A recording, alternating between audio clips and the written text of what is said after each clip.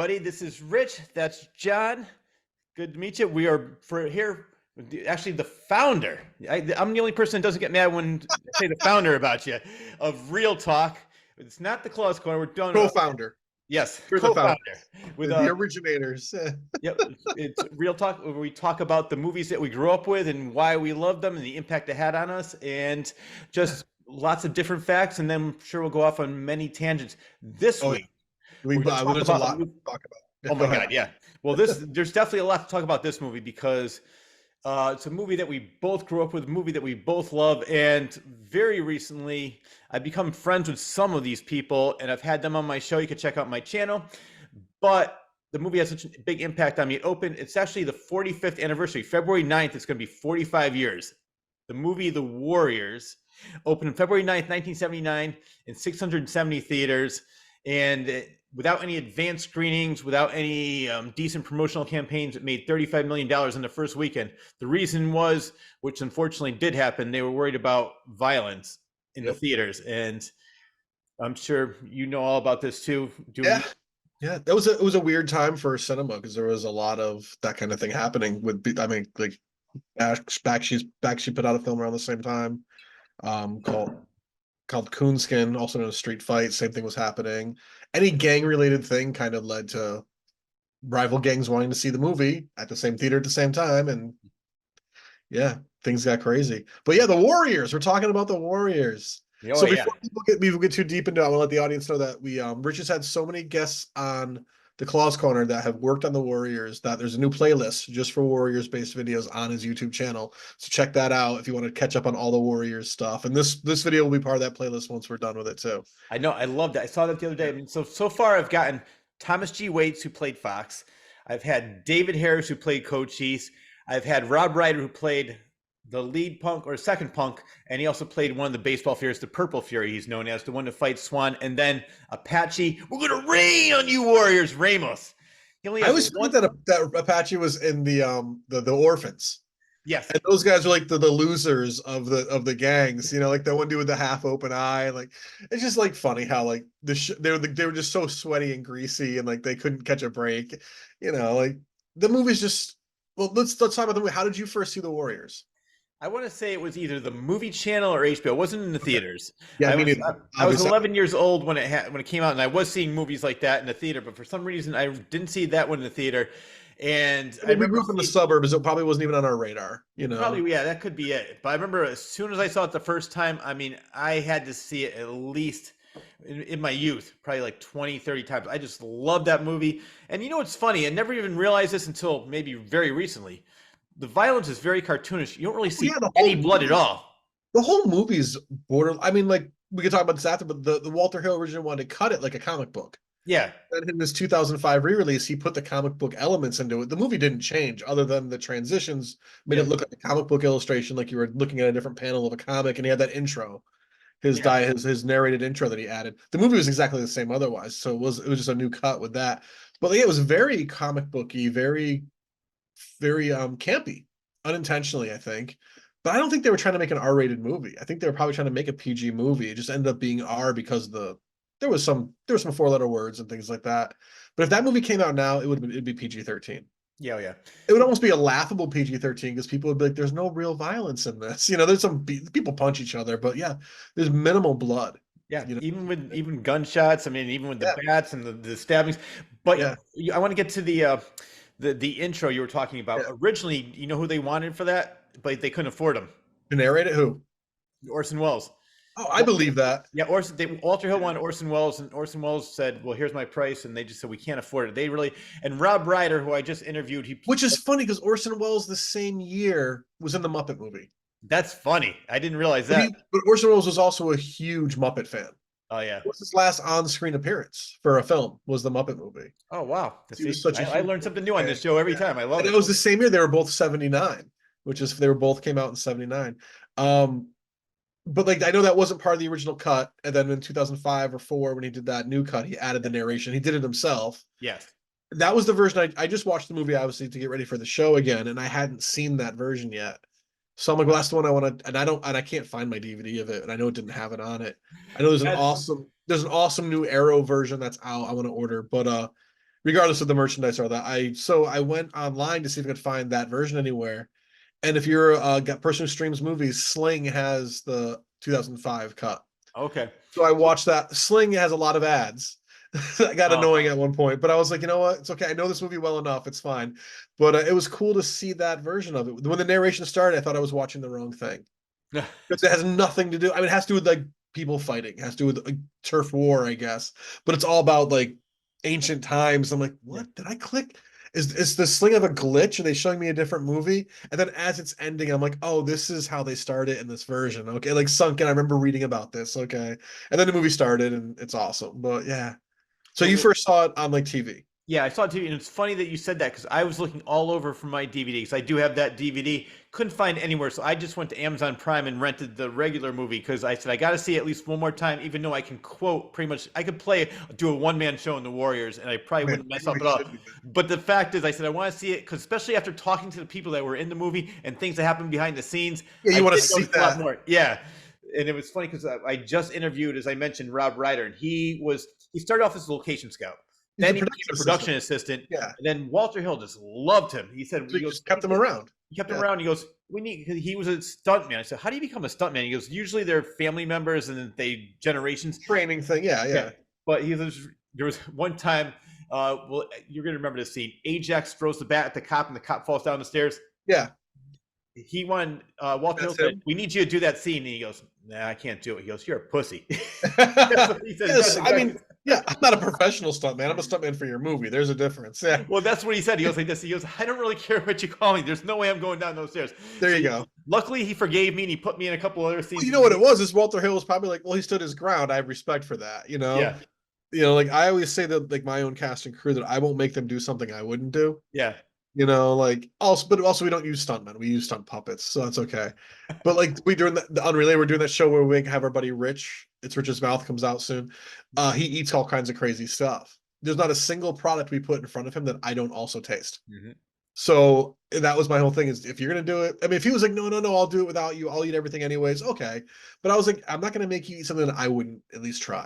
Yeah. So on camera, you see me, I'm next to him and I'm eating everything too. The show's called It's Going in Rich's Mouth because his reactions are just amazing compared to mine. I We cannot play wait to off each see it. other, which is good. But Oh yeah. yeah, and you fell in love with the movie. So you probably saw it when you were like 11, 12, 15, something like that. Yeah, no, I saw it when I want to say maybe back then it would be was it probably a year later. So maybe it came out in 79. Maybe I saw it whenever it was on Movie Channel or HBO and That would have been back then. Those movies took like usually 2 years to get. Like okay. a lot of movies took 2 years there. Around then, sometimes it was shorter, but the Yeah. turnaround time for cable for pay cable, like the networks, the movie networks, was like 18 months or something like that for most stuff. Yeah. So, Yeah. but within a year or so, yeah. I was probably like, yeah, like you said, maybe 13 or 14, and I just That's fell when I in love with first it. saw.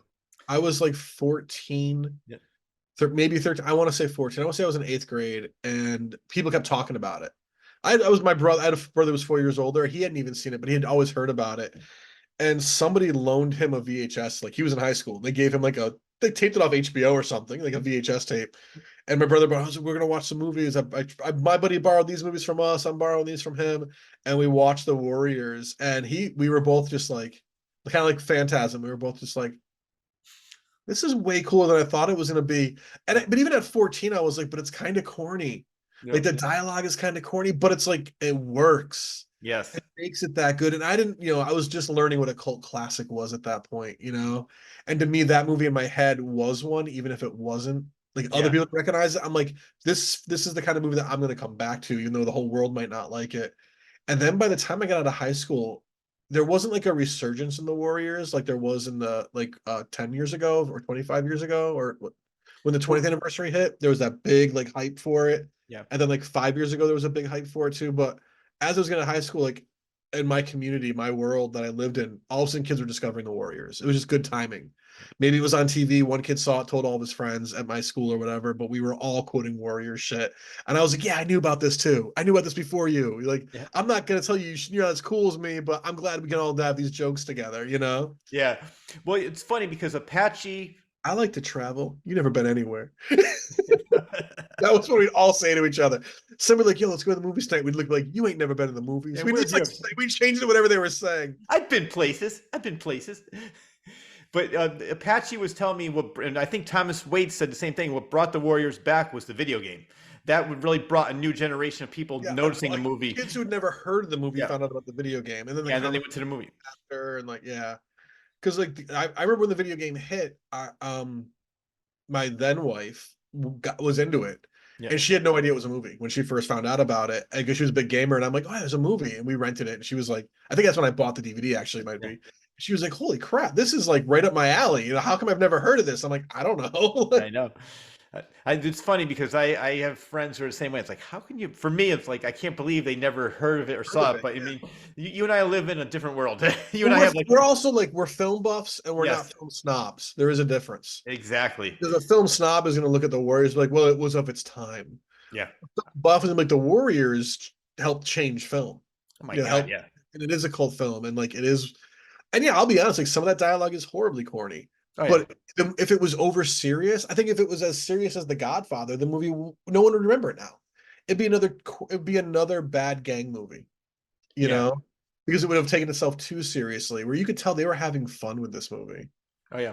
They're taking their job seriously, but I feel like every actor in that knew what the movie was and they loved being a part of it. Even Thomas G. Waite, so I know didn't have the best experience Yeah. overall in the end, but he's proud of it now. I mean, Yeah. his name's not even on the credits. Well, yeah, I'm sure you know the story about that, and if Oh you yeah, don't, we'll talk about it let me because recap that. Yeah. what happened was he in the original story, Fox was his character. He was the brains of the operation. Swan Yeah. was the war chief, but Fox was the brains, and he ended up having an affair with Mercy. So he was mad because he thought it was going to be more of a love story, and he was going to be more involved in it. Yeah. And then he says, "You know what? I was 19 or whatever old he was. He goes, I had an attitude. I had a chip on my shoulder, and I just said." And so Walter Hill finally told Craig Baxley, who was the stunt coordinator, he goes, Get a guy that looks like him, and we're gonna kill him off. yeah, he says, find a way. He goes, throw him in the subway. He goes, how are we going to do that? He goes, just find a way. I don't care. And so he said, I can't remember which actor it was, but he said, I want to say Marlon Brando. Somebody like that said, I took my name off the movie. He goes, I thought I'm going to be just like him. And then he goes, now I regret it. He goes, Walter Hill regrets it. We're the best of friends now. Yeah, they made their peace, you know, like. Yeah. And it's kind of a cool thing though. Like Tom Waits can be like he can be like, yeah, my name's not on the movie. That's how cool I am. You know, like play it that way. That's how I do. I'm so cool. I didn't want to be credited. You know, like, but instead it was I was mad, so I took my name off. Like, Well, I was going to say really quick before it worked out perfect for him because when he got fired from that job, not maybe a month or two later, he got an audition for Injustice for All with Al Pacino, and that worked out very well for him. that worked out very well for him, right?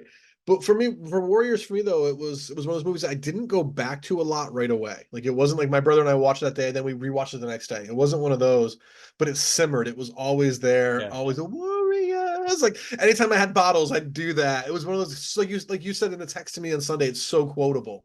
Oh my God, yeah. So I kept going. I would go back to it, and like maybe every 2 or 3 years, I'd end up watching it again to the point where I bought the DVD. Like I'd rent the movie, or I'd borrow the VHS from somebody, or pre-streaming and all that. I still prefer physical media over streaming, you know. But You, me both. you know, but I'm glad it was there for me to watch on Sundays. Like my copies disappeared, and now I'm definitely rebuying it. I actually made a decision in the beginning of the year that I'm going to go back and all the shows we've done. If I don't have a physical copy of it, I'm buying it. I love that idea. I'm gonna have a real talk shelf of all the shows, not necessarily all because some shows I'm just gonna keep. Like my Evil Dead will stay with my Evil Dead, but it would be like I want to make sure I have a copy of every movie we've done, just because it's the nostalgia for me, I guess. But I love. You know, what'd be kind of funny would be if you talk to your ex-wife and you see that DVD on her shelf. I'll kill her. No, just kidding. I'm just kidding. I'm just kidding. I will not talk to her, so we'll keep that. She probably has it. If she doesn't have it, who knows what happened to it? I moved a bunch of times, had roommates disappear. No, so what you mentioned about like her not realizing it was a movie. Oh, this is a good movie. Next time you see her, what the hell is that doing there? When did you get that? That's probably where it went. I mean, like, but I remember like being like as a few years later, like later on, for me going back to it around the time the video game was out. And then the comic books were coming out and the action figures were coming out. Do you remember that? I have. I didn't buy any of that. I just missed the boat on it. I wasn't collecting comics at that point, things like that. But I was aware that these were coming out as I'd see it like being advertised. And I was like, that's so cool that these are out, that they're doing more with it, but they're not remaking it. Yeah. They're doing more of the characters or even retelling the story in a comic book form or whatever it was, or video game form. I know the video game leads up to the movie, right? Is that what it was? I think that one I've never I think played. I never really play video games, so I I don't think the know. video game was each level was leading up to the movie, and then the last three levels were the movie. You're playing the movie, but you Okay. had to get there. I think that's what it was. I could be wrong. I think I read that recently. Um, hey, in the comments, let us know what the video game plot is. Yes, please. Yeah, Well, if you saw upstairs in my curio, you're gonna see the baseball figures. You're gonna see you have them. oh Cool. yeah, I have the all the figures. I bought them later on. This is why I was at one of those conventions, and I said I gotta buy the. Yeah, Actually, I never saw them in stores. The first time I saw them at a con was I went to the Connecticut in Hartford. oh One of yeah, the years, Elmwood was there doing a screening, and I was walking the floor an event just like for the day, and I saw the action figures, and I was like, cool. I almost bought the baseball one, yeah, yeah. No, and I was like, you know what? I don't need this right now. I was like, I'll wait, and I'm like, I should have bought it. yeah. I bought it I want to say like 15 years ago. Whenever it was like I don't know how many years ago it was, but I just saw it. I said, and I can't. I have to double check now to see which baseball It was figure for I the have. 30th anniversary or 25th anniversary, so it's probably 15 years Yeah, because ago. it's now it's the 45th anniversary. So So it's, yeah, it was probably the 30th anniversary, yeah. yeah. But I do know one of the comics, I think the plot was it follows the movie and they're trying to break Ajax out of jail. yeah. Well, it's funny. I'm sure we're going to talk about the book later, but it was a book that was more. It was based in the '60s, I think. Yeah, And the then, author. Oh, go ahead. Yeah, I was going to say, Sil Urich is the author, but Swan's character gets kidnapped by a gay gang called the Dingoes, and he escapes.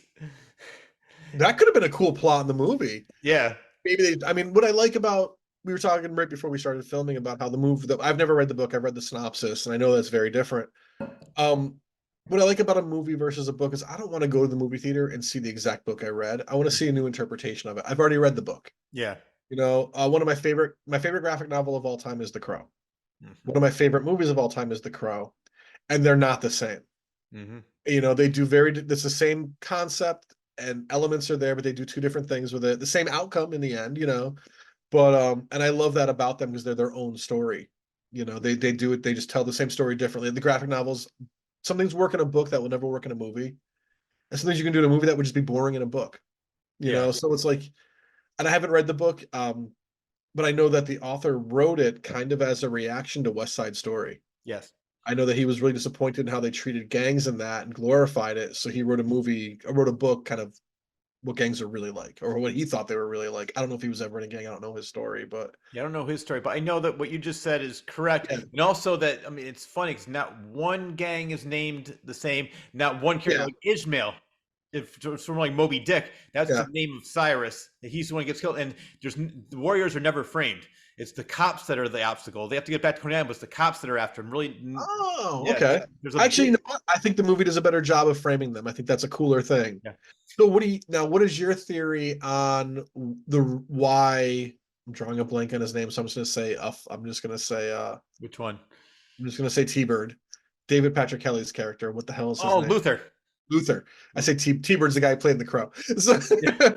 but Luther, why do you think he really shot Cyrus? What is your theory? That, you know what? It's funny. I've never even thought about it. I thought he was just an asshole. And Because he says, "Dan, I did it because I wanted to," but also I like doing things like that. yeah, but put that together with who's he on the phone with all the time? Oh, I don't know. They never answer that. I know what it is. This is All my right. thing. I've thought this since I first saw it. Not first saw it, but maybe when I was a little older and a little smarter. So like in my 20s seeing it. And because we're doing this episode, I went and looked up film theories online and things like that. And people agree with this one. The other people had this same idea. It was a mafia hit. The mafia hired them to kill Cyrus and frame Ah, somebody else. They wanted to get Cyrus out of the picture. And that's who he's talking to on the phone is whoever his connection was with the mafia. Like, hey, oh yeah, it's done. And then, but they're gonna go along with let's also hunt down the warriors so the smoke gets taken off us. mm-hmm.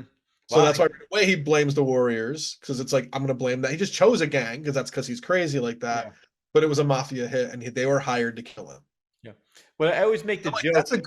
that explains why he's on the phone with people, and Yeah, why would you shoot Cyrus if he was that good at what he did and he was going to bring you all together?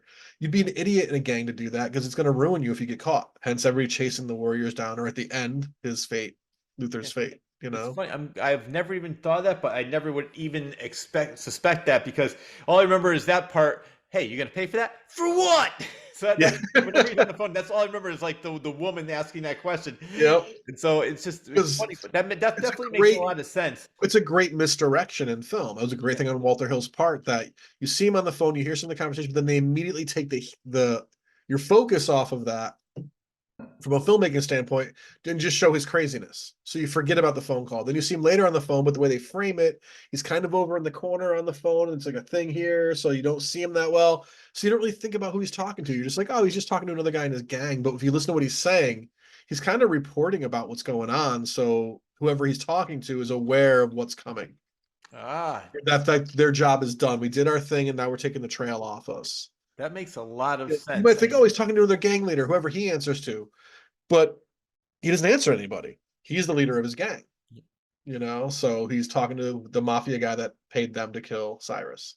I always make the joke. I said the movie could have been 5 minutes long if they just took off their jackets and and went as civilians. But that's another thing about like the mentality of that era of filmmaking and Yeah. also gangs. They wear their colors. Yeah. There's this whole like macho thing about I'm not taking my color off. Like if it's gonna save your life, throw your vests away and steal some t-shirts, Exactly. and get the hell out of there. And like Swan at the end, he's like, maybe I'll just leave town. He's like, I'm done. You can tell he's done. Yeah. Time to grow up. I'm done. Yeah. Let's get out of here. I love that. Well, I love that whole end scene. You're still here for us? We found who we're looking for. Yep. You Warriors are good, real Yeah. good, the Ooh, best. the But best. speaking of that, I love that end scene when they're on the beach and ends within the city. Talking to Tom Waits, he said it was originally a Bruce Springsteen song. Yeah, they couldn't afford it, right? Yeah. They So they used got, it. and They wanted it, but they couldn't actually use it. to me, But I can't imagine it not being in the city. exactly. That's what I was going to say next. I said maybe it's because that's all we know, but even if I didn't know that, Yeah, think I would. about another movie that's iconic for a song is "Say Anything," the Boombox song. Oh yeah, When you see the movie, it's in your eyes. Like, I can't imagine that scene without in your eyes. yeah. But when he was actually standing there holding the boombox up, he was playing "To Be a Lover" by Billy Idol. Oh really? Yep, That's because that was just a song he thought he would play. And he that's listens to the funny. lyrics, it makes complete sense. So if you Yeah, recut the scene with that song, it's okay. It's not as sweet as In Your Eyes. It's not a love song like that, but it makes sense for that character. But I can't imagine actually the movie being made with it being a different song. yeah. In Your Eyes was always the song the director wanted, but John Cusack actually had a different song playing in the boombox. See, if I was doing that in front of a girl's house, it would be like Evil Dick by Body Count. Now that's a good one. Yeah, No, I'm just kidding, but my cat's coming around my legs, so I'm just saying hi. But can you imagine it being a Springsteen song? I don't think it would work. No, I mean I'm not. I mean for me, I'm not sure if you are. I'm not really a huge Springsteen fan. I'm not really. I have mad respect for the guy. Yeah, no, me too. And Yeah, and there's some songs that I'll hear and be like, yes, but I'm not a Born in the USA guy. no way. I'm not an '80s Springsteen guy. No, neither am I. And so that's I why like his, I'm I like his definitely folk. more of a Joe Walsh / Eagles guy, and I love Yes, that song. And you know what? There's like two movies. I'm sure there's plenty more examples I could think of later, but two movies I could think of where the song fits perfectly for the movie. The other one is Devil's Rejects with Freebird, or is it? Yeah, it's the Rob Zombie movie. I think it's yeah, Freebird. At the end with the shootout, it's just that whole song, and in slow motion, that song fits perfectly with that movie. Just like in the city as they're walking down the beach. yeah. And so It I love. just and I read I didn't know this because on the videotape I'd seen or on HBO and all that. I didn't know this, but in the theatrical run of the film, the song is like 5 minutes long. Yep. The credits would end before the song was over, but they left the film going so the whole song would play Oh, in the theater. So there was like 3 minutes of black screen with just the song playing. that's funny. And I'm like, that's because I don't know if it was like a contract they made with Joe Walsh, the entire song had to play, Yeah. or if they just liked the song so much, it was like, no, we want the audience to hear this whole song if they stick around. I just think that's kind of cool. Like now they time everything out so it ends with the movie or whatever. They edit the song or whatever, like with movies. But that one, they're like, no, we're just gonna let black screen and let the song play itself out. I'm like, that's kind of cool. Just You a know what? weird little piece of trivia, and yeah, I want to hear that whole song. So yeah, Yeah, I would have sat if I was old enough to go see that movie in '79. I would have sat in the theater and listened to that whole song and chatted with my friends about the movie. I'm trying to remember because unfortunately, Criterion Cinemas in New Haven no longer exist. I used to love that place, and they used to have Insomnia Theater. So I saw the Warriors probably about 7 years ago in Insomnia Theater. I don't remember if I stayed for the whole thing, but I just love that song. I can't remember if they had the black screen. I'm sure they did, if that's the case. But Well, it was so when they're great doing seeing it in the revivals, theaters. if they did the revival, it probably didn't. It was probably just based on whatever version was available for home media, you Uh, know? oh yeah, you're right. They probably just Yeah. showed the DVD. But Yeah. I just love seeing movies that everybody loves. Like I saw Army of Darkness in the theater too one time, and it's just great. Everybody knows the lines. Everybody's having fun. They're all screaming at the screen, but Go not to in a those bad things way. for that experience. Yeah. Yeah, yeah. So, and that's what the experience was with the Warriors. I said, this is great. I Just gotta everybody that is a diehard fan, they everybody's having fun. I'm going on the internet right now. Are they, since the 45th anniversary, do you think they're doing like a Fathom Events thing? Oh, I don't know. That'd be awesome. As I know the Muppet movie is getting re-released in June for the Oh, 45th anniversary. yeah. Let's look that up because So I'm looking it up right now as we talk. I And didn't even realize it was a 45th anniversary until I was when I went online doing research. I'm like, wow, I knew it yeah, was 79, but it just didn't even click with me yeah, because I was in 2016, I think, or 15, whatever it was, for the Coney Island one. That was Oh, great. you went to that. That's Oh yeah, cool. I yeah, love the short film they did of all of them on the train again, yes. just kind of doing their thing. I thought that was really cool that they did that.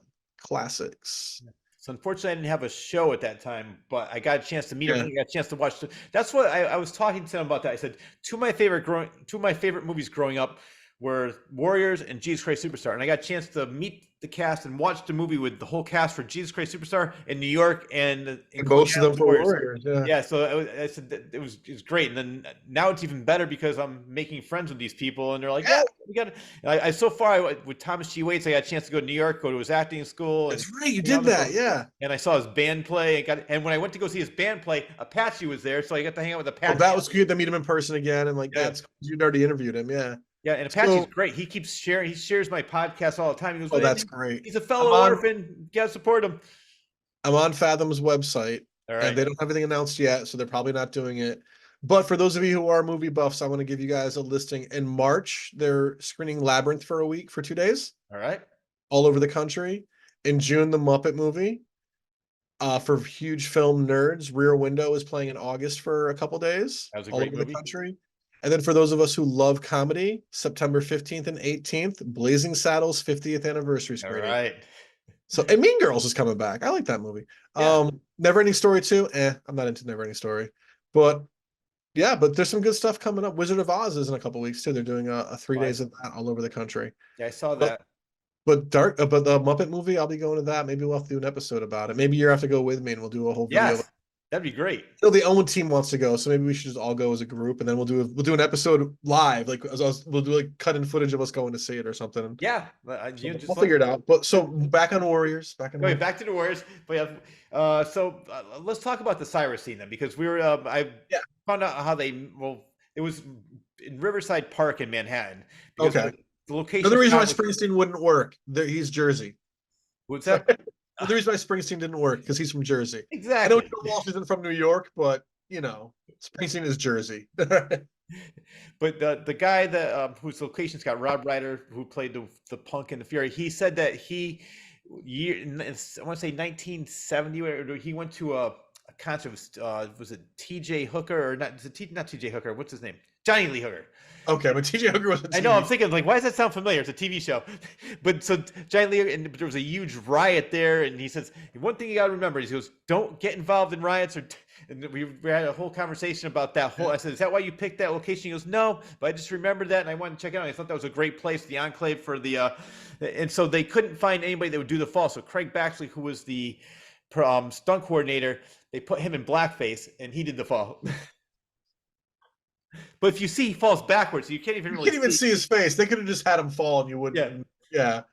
But different times. I mean, there was no harm meant. They were just trying to make sure he looked right. But now they'd give him a mask of some sort. You know? My God, yeah. And even then, or they just or they just hire a black stuntman in advance. You know, but those were different times. They weren't thinking it through as well. Like now, everything's contracted. Like that stunt guy who's going to do that job now, that's in his contract before they even show up on set that he's going to be falling off that thing that day. Like it's everything's so much more regulated with big budget movies, which is good because it's safer. Well, he said what made the movie so good was they really didn't have a lot of money. He goes, they had, and so he says it's surprisingly not having any money made the movie better. And I said, I agree with you on that. A lot of times that works because you got to be more creative. Yeah. I'm gonna look up what the budget was. I'm just curious. while we're talking. Yep. And I forgot, like, I'm not sure exactly what the budget was, but while you're doing that, I'll tell you about Walter Hill because Yeah. the last interview worked with William Friedkin, and I don't know the last real talk I did with my friend on William Friedkin movies, and I read his autobiography. That guy is a self-proclaimed asshole. He just the way he dresses. William Friedkin or Walter Hill? No, William Friedkin. Okay. Yeah, no. So that's why I wanted to say because so Rob Reiner worked with him. He basically confirmed everything that Friedkin talks about in the Friedkin book. said about himself. At least he's aware. Yeah, but he said Walter Hill is one of the most laid back, nicest, easygoing guys. He I goes, believe that. his whole attitude is, I hired you for a reason because you're talented. You should know what you're doing. I'm not going to bother you. He says he really didn't bother them. And he goes, most of the time he goes, when you have a good assistant director, you really don't need the director to be down your throat all the time. He goes, that's how Walter Hill was. He goes, he had a great assistant director. He let us do what we needed to do. Yes, he was just, but he said there was the baseball Fury scene. He said because he was the purple fairy that fought Swan, and they were going back and forth, and he and Michael Beck, who played Swan, said, "Oh my God, that was great! Oh, you were fast!" And he goes, "That's perfect." So Walter goes, "Let's do it one more time." And he goes, "Oh, come on!" And they were so tired by that time. So Michael Beck sort of moved when he was supposed to move the other way, and he almost got hit in the head, and then he hit him in the rib, hit Rob Reiner in the ribs. He went down. Yeah. He said, and then Walter was like, "All right, yeah, that's much better. That's good." He didn't realize that they were really actually hit each other. Yeah. Yeah, he goes, "I almost ended up in the hospital because of but yeah." They hired the Furies and the baseball Furies and the Warriors really couldn't run that fast, so they hired a running group called the Road Runners, and they were doing all the running scenes. The running, okay. The what 4 million, by the way. The movie only cost on record 4 million to make. And it made 3.5 on its opening weekend. Yeah, Hollywood plays with those numbers even back then, so it was probably either a 2 million movie or a $7 million movie actually. Yeah. You know, like they'll say it was less than it was to get more hype, or they'll say it was more than it was because they lost money. So I'm going to say it was probably closer to like a $7 million movie, and they're reporting 4 million so they can make it look like they made more. You know, and that's after marketing, probably 7. But speaking of the baseball Furies, like one thing I love about that movie is a lot of gang movies, everyone looks the same. Mm-hmm. It's a gang. Mafia movies, they're all wearing their crappy suits and now track suits. You know, gang movies, they're all wearing whatever the gang is wearing, whatever the rival gang is wearing, the same type of thing. What I love this movie was that cartoon element of everyone had their look. Yeah. There was no confusing one gang for another. I love that kind of thing.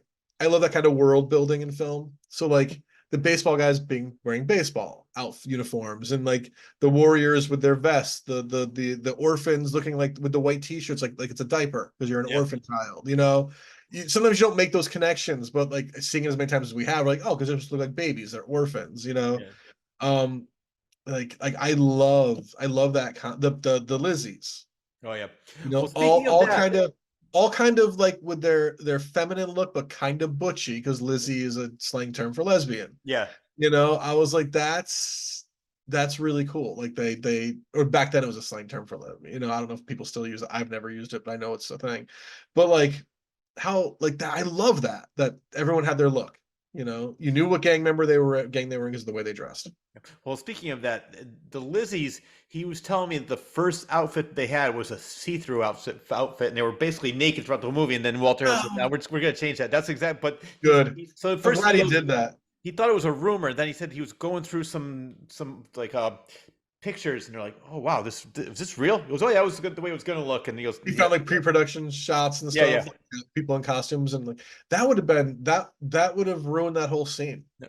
They weren't prostitutes, you know. They were a gang of chicks. Like you said, she couldn't shoot. She couldn't see the broadside of a barn if she tried. She's like, the world's worst shot. Yeah, like what the hell? Like I remember it's Rembrandt who catches on, right? Yeah, you know what? Okay. Yeah, and you know what's funny about that? I didn't realize this. Now seeing it, I just thought. I even said when I was younger, I said, why would they even have him in the Warriors? Because he doesn't like to fight. He doesn't like his. But then Rob Reiner was saying, he goes, Warriors is a great movie to say how everybody could get along. He goes, Rembrandt's gay.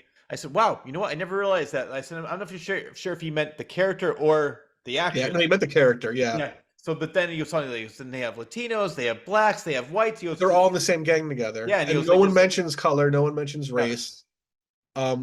what's funny was I've seen this movie 30, 40, 50 times in my life, probably maybe even more, from like catching bits here and there on Yeah. TV, things like that. But every time I see it, I'm like, I know Rembrandt from somewhere.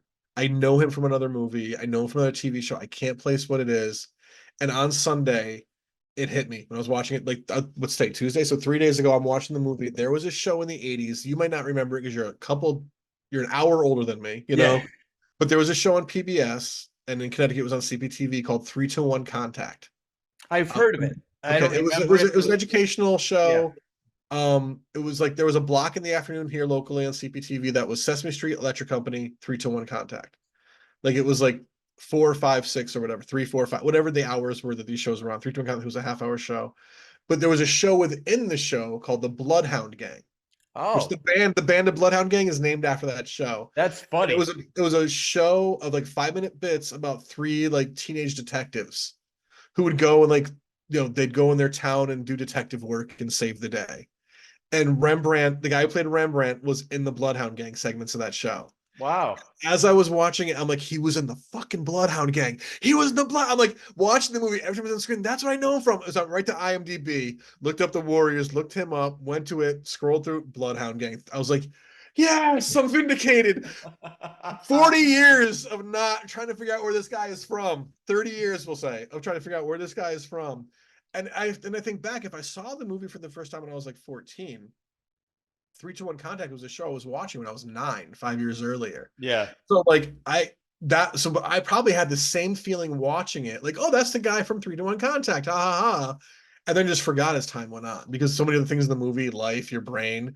But anyway, just wanted to share that, like the random, all these other actors that are like, some of these actors went on to bigger. James Remar went on to much bigger things. Or Deborah Van Valkenburg. Van Olken is how, yeah, Valkenburg. Yep. yeah, She went on Valkenburg. Too Close for Comfort with Ed She's Knight. done a bunch of stuff. Yeah. Like, so like other actors in this movie have done plenty of other things, and a lot of the ones you've interviewed have gone on to crazy careers, like Oh, yeah. Patchy, like Well, Patchy did. I mean, he worked with all these great that's what I'm musicians. saying. Crazy career. His life went in a completely different direction, like, but And Tom Waits is still he directed and wrote he his just own made a movies. movie. Yeah, he Yeah, just put a movie out. and Yeah. he's but I want to talk As about you can James see in the Remar. episode of the Claus Corner with Tom Waits, linked Yes, below. check out In the playlist the below. Warriors Yeah. playlist. It's called "Come Out and Play Yay." But well, actually, before we get to I want to talk about James Remar.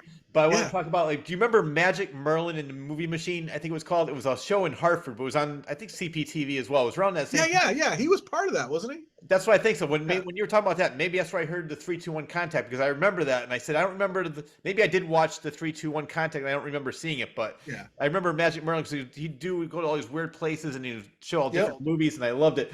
But Rob Ryder was talking about. He said James Remar was the ultimate method actor. He did not change the I believe role of that. Ajax at all. He said he was. I mean, he's gotten in trouble for that in his career too, for kind of being a dick on set. He Like, got fired. I didn't realize this. If you go on YouTube, my brother was showing me this. They filmed him in one of the Aliens. I think it was Aliens. Yeah. He was the Michael Bean character. Yes. Yeah, and he got fired after, like, but he was also, in his own admission, he was also dealing with a lot of drug issues at that point. Yep. So, and he needed to recover. He was a drug addict, like Hollywood does that to people. And so, and he got fired. But like, imagine losing that. I know what. Yeah, but then he was just an Oppenheimer. Though. Yeah, so he's cleaned up and bounced back, which is great. Yeah, Yeah. but So, what a great door. Was it Michael Bean or was it the other actor? Jim Paxton. Was it Bill Paxton's part?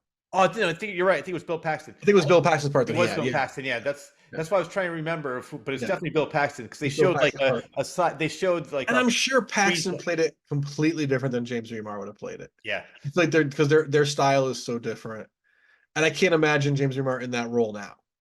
Yeah, no, neither can I. But what's funny about James Remar, because Walter Hill loved him, and he said, like, he didn't realize. He goes, I thought Ajax, the character, was a dick. He goes, if I knew he was going to be such a popular character, I never would have had him end up getting arrested like that. He goes, I think it's so.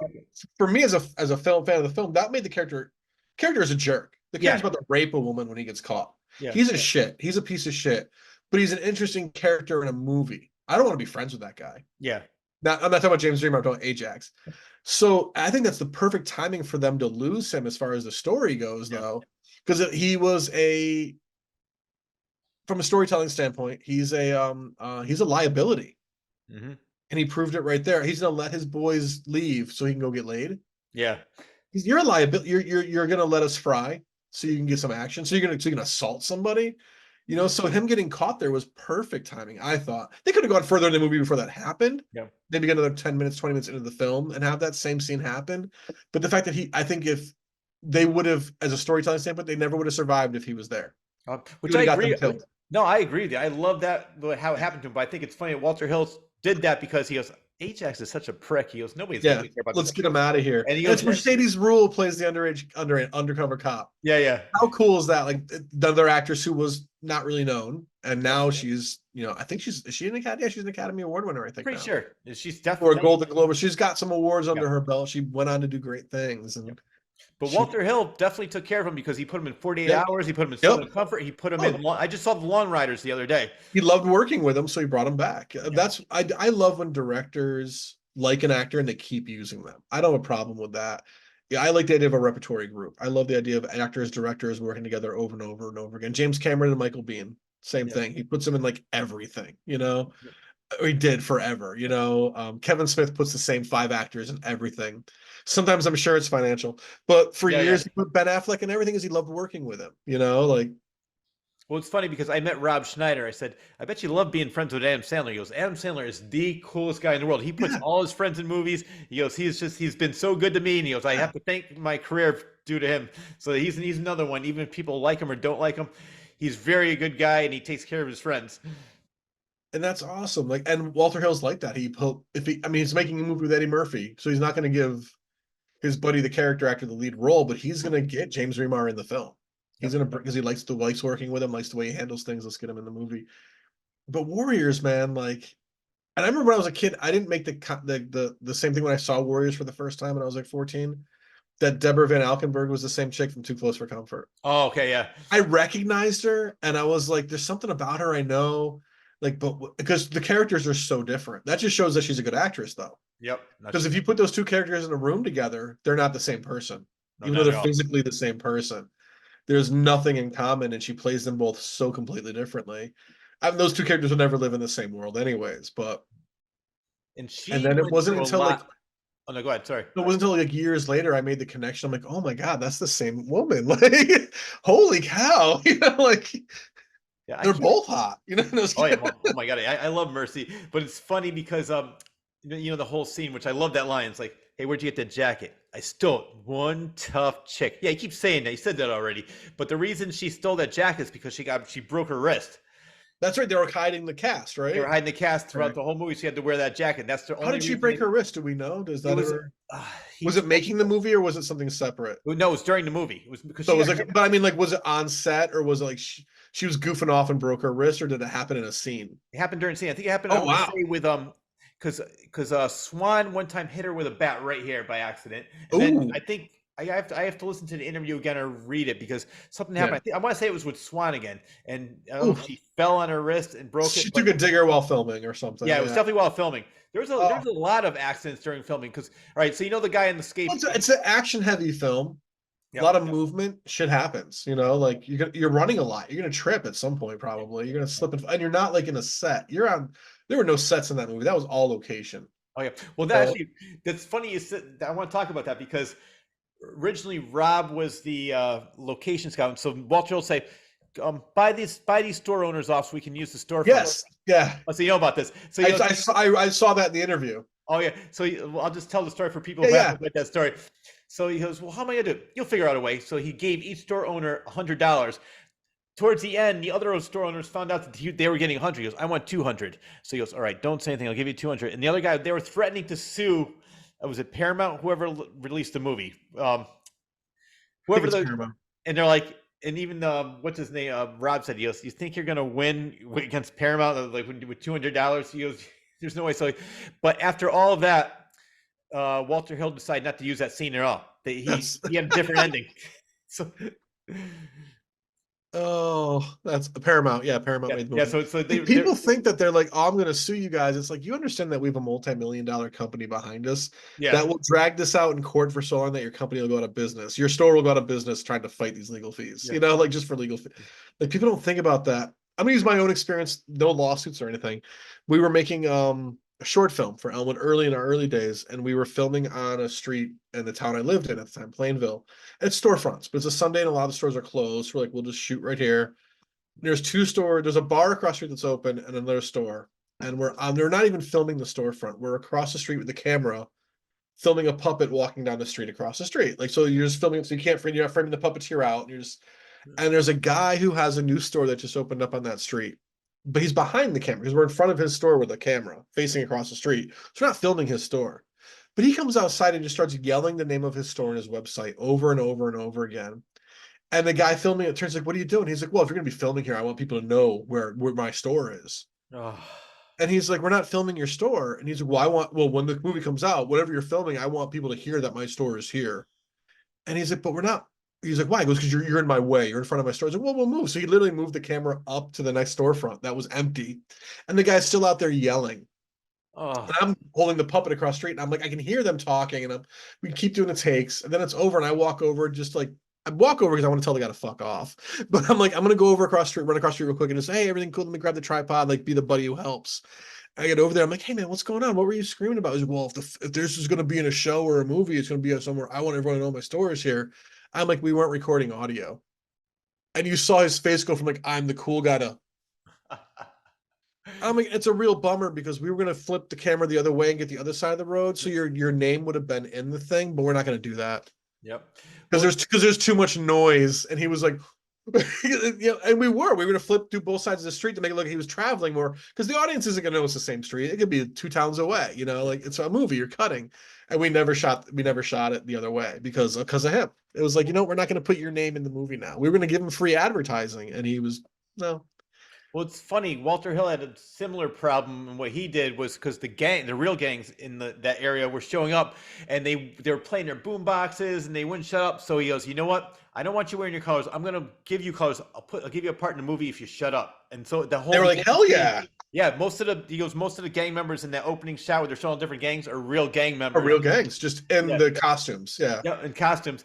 But they were doing the same, and they said that they had two undercover cops. What's his name in French Connection? Popeye Doyle. Is it Popeye Popeye Doyle? Doyle, yeah. Yeah, Yeah, Popeye Popeye. Doyle and Buddy, I think was his name. And he said they had two cops, and they nicknamed them. He goes, I don't know what they said. They'd go up to him, whisper something, and then they'd like leave. And if they didn't leave, you give him like a quick punch in his stomach, and he never came back. I said, "Wow." I said that'd be a lot different now in filming because if somebody had their cell phone and oh my god, that's police brutality. He goes, "Oh yeah, it was a Yeah. different time." But he goes, the two cops took care of some of the gang members that were just giving them so much grief. But most of them were like, "Yeah, I'll be in the movie," and they Yeah, got they just want to be included, yeah, like yeah, like we've shot stuff in public and people just want to be a part of it or they don't or just don't film me. Okay, that's fine. yeah, Do your yeah, thing and we'll go back to filming. We don't want trouble. No one wants trouble. Like we didn't want trouble, I should say. Filmmakers don't want trouble. We just want to yeah. make our movies. Um I and would I like would love it. Like if I was somewhere and you're like, I would never because I understand what you're going through, but I'd be like, yeah, not just. I would be like, all right, cool. Just we kind of were watch. filming Okay. we were filming in a bar for Josh and Todd. Todd is right Yep. here. We were filming for Josh and Todd, and we had to go back and do reshoots in the same bar. Just get like establishing shots in the bar because we didn't get those. And we went back. It was like 6 months after we finished shooting the principal photography. We went back to get these shots so we could show that it's really a bar, not just the close-up shots. And we went there on like a Saturday morning or a Sunday morning. The bar just opened like 11, 12 every time the bar opens. And they knew we were coming. It wasn't like we just showed up. We'd already filmed there once before. Now we're back to shoot again. The owner knew we were coming. The manager on duty knew we were going to be there. We were just handhelding stuff. We had a tripod too, and there was a guy in the bar who was drinking, and we're talking like noon on a Sunday, and the guy's already drunk. He's sitting on the edge of the bar. We're not even filming the bar. We're filming at the restaurant side where the tables are. We're gonna film a little bit of the bar. And he's like, and as soon as the camera's like facing that general, he's like, "Don't film me. I don't want to be in any filming. Oh, People know who I am, and I don't want them. I don't want to be in somebody's movie without my." And we're like, "Sure, buddy. Don't worry. We won't get you. We won't." And then he gets up, and the bar's owner, his name was Ron. He wasn't there, but his manager, bartender was. He comes over to us after we like move the camera a different direction. He's like, I know the owner. Does Ron know you're here? And and before I could say yes, he knows we're here. My co-director, Jim, very calmly puts his hand on the guy's shoulder and he goes, Does Ron know you're here? yeah. The guy's like, What? He's like, Of course he knows we're here. we wouldn't be here to film without permission. And if you don't want to be in the shots, we'll make sure you're never going to be seen on camera. Don't worry. You know, And the guy's like, oh, oh, oh. And then the bartender manager came over and she's like, leave these guys alone. They spend more money here than you ever will. They can do whatever they want in here. And he's like, okay. And goes back to his little corner and gets his Bud Light and his little half shot of whiskey and pouts, you know, and it was like, you know, is that the place that's the Hop House now? it's now changed names again. Oh, really? Now Okay. it's the Salty Dog, same owners as Hop House, but they changed. They have two different brands they own. Yep. Now it's the Salty Dog. It's awesome. I still go there. Because when it was the place that you're talking about, I did Central Cafe. comedy there before. Yeah. Yeah, you did comedy there. Yeah, yeah. Yeah. Yeah, so like, but it was like, but they had an interesting crowd there and during daylight Yes. hours. It was different than at night.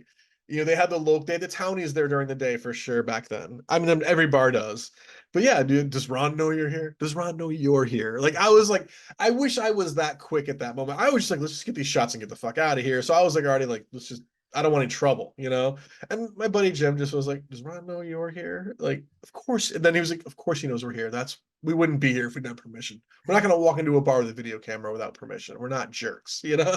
Well, so now you have a parallel with William Friedkin. I got to tell you this story. You know, the scene in The Exorcist where he's Father Karras is walking by. He goes, "Hey, Father, can you spare a quarter for an old altar boy?" So that guy was a homeless guy. William Friedkin said, "You want to be in a movie?" And he was like, "Yeah, sure, I want to be in the movie." Yeah. He was so drunk. They brought him to the premiere after. He goes, "When did we do this?" He has no memory. That's awesome. That's so awesome. I love that story. I was in your movie? We got to do some William Friedkin movies because that book was great. I mean, the guy. I got to read that before we do it then. Yeah, no, I'll give it to you because it's so great. But I'll buy it. Here's how when I started. The reason I got this book, I was watching an interview with him, and they because Al Pacino was in what was the name of that movie? Oh my God, Cruising.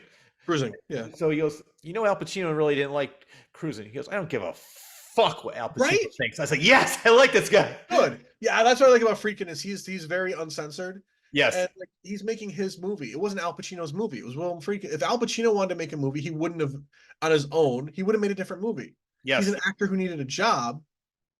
So he signed a contract and did a job. And it's not his job to like the final product. It's his job to do the best he can in the movie. Yeah. As a filmmaker myself, Elmwood has done some things that I look back on and go, oh my God, I don't like that. But it was my job at the time to make that for whatever reason it was, you know? And I'm not going to I'll never say the names of those things I'll tell you off the camera, you know, but I'll never say it in public because you don't badmouth Harrison Ford when he dressed down Shia LaBeouf. You don't talk shit about the things you did because you should be so honored to have the privilege to have done them. You know, like I'm paraphrasing what he said. But yeah, you can later on be like, yeah, it wasn't my favorite project, but don't talk shit about it, you know? Yeah, plus what he was saying was that he would. And no one talks shit about the Warriors, by the way. Sorry. Exactly. No one who worked on that movie says anything bad about that movie. No. You know? I mean, the four actors I worked with, the only one that had anything bad to say was Tom Waits, and he admitted that he was an asshole. That's exactly. But it was his experience he was complaining about, not the final product of the film. Oh yeah, no, but like and I was mentioning more about working with Walter Hill. Besides they that, didn't get along. You're not going to get along with everybody you work. What's nice about like real life, not Hollywood, is you and I go to work. We clock in every day. There might be somebody we don't get along with, but we still go to work and do our job. Yes. For whatever reason, in the world of theater and in the world of film, people heighten that and make it an issue. You don't have to be everybody's best friend at work. No. And I think if filmmakers and theater people and video people like us accepted that, not everybody's be best friends, projects would go so much smoother. Unfortunately, I think egos and insecurities and jealousy get in the way. Those are the in the way even more so because actors, directors, they want to be in charge. It's their face on screen and things like that. I have an ego too. I'm not gonna. I'm sure you do too. You don't want me to edit a clown face on you in every episode, but I probably will. No, just kidding. No, I know what I'm showing, but like, I have an ego too. But at the same time, I want what's best for the project. No, exactly. And even though I might argue because I want my idea to be the best idea, if somebody can prove me I'm wrong and their idea is better, I'm going with it, even if it's begrudgingly, because I know it's gonna make a better movie in the end. And then when it's over, I'm like, that's so good, we did it. There were things in Bernie's too that I was like, oh no. When we were making it, like I was like, I don't think that's the best idea. I don't think it's the best idea. But somebody else had an idea and, we'll just shoot it both ways or whatever. And the better idea in the end was theirs. Yep. So yeah, yeah, that's the one that's in the movie. I'm going to give you a perfect example of that because I think for me, one of the all-time best talk show hosts is Johnny Carson. I just love that show. Me too. And people were saying to Still him, my favorite talk show host ever. and they said like, "Why aren't you worried about making the star the guest or the guest the star?" He goes, "No." He goes, "When people watch the show the next day, they're going to say the Johnny Carson show was hilarious. They're not going to say, oh, Jackie Gleason was great. They're going to say Johnny Carson show was funny last night. Did you see it?" He goes, "I'm going to let them be the star." He goes, "But now, unfortunately, I think these new talk show hosts, this new era, are so they're missing the point of making yeah. the guests. They're also talk shows used to be like if Sinatra wanted to go on Carson for no reason, Sinatra was on Carson. Like if he was in town, Carson would bring him on. Oh, let's get Sinatra on tonight. Yep. Now everyone's on the promote something. They were back then too, but now it's about let me show you the clip of my movie and let's talk in some silly pre-scripted thing. Oh yeah. Back then it wasn't. It was sure they'd be like, all right, we're gonna talk about these because you got to promote your product or whatever. But it was way more social. Yeah, well, a lot of times if there's a couple clips I've seen where Dean Martin was trashed, and they were like he was like putting cigarette things in I want to say Bob Hope's water, and people don't know they're laughing. They're just they're just having a good time. Yeah, and like look and the Tonight Show was the pinnacle. The Tonight Show was the best of the best. Obviously, Carson was the best of the best. Yeah, and as soon as the '90s happened and Leno took over, it went downhill. That's why I preferred Letterman at that point because Letterman still had anarchy. Oh yeah, sure, he still did the promotional and all that, but his show was still way more freeform. Even as it got more scripted as time went on, it was still. And like I would love to bring that. You know what? I'm gonna start a talk show, Rich. Let's do it. We're gonna start. We're gonna start our own version. It'll be on the internet. Yeah. We're gonna have the desk. It's gonna be me and you. We're gonna take turns, one behind the desk and one on the couch. Then the next time it'll be the other way around. Yeah, I think that'd be hilarious. It's gonna be called the network of Serentology or something. And Serentology Tonight. First guest, Aqua Jesus. Right? Serentology Tonight with music, hosted by Rich and John, and our first, and we'll bring people on an interview. Let's make an old school talk show. Well, let's just do that. I'm sure you know who Andy Kaufman is, obviously. Yes, that's. Well, it's good. Okay, so you know what I'm going to talk about. He used to make fun of the talk shows. In his little comedy specials he'd be at talk shows where he's like way up here and the guest is way down here. Yes, and I love those specials. I love those shows. Andy Kaufman to me is one of my all-time favorite comedians. So me too. I love Tony Clifton. He broke the rules. Yep. And he broke character too. I mean, he did it different.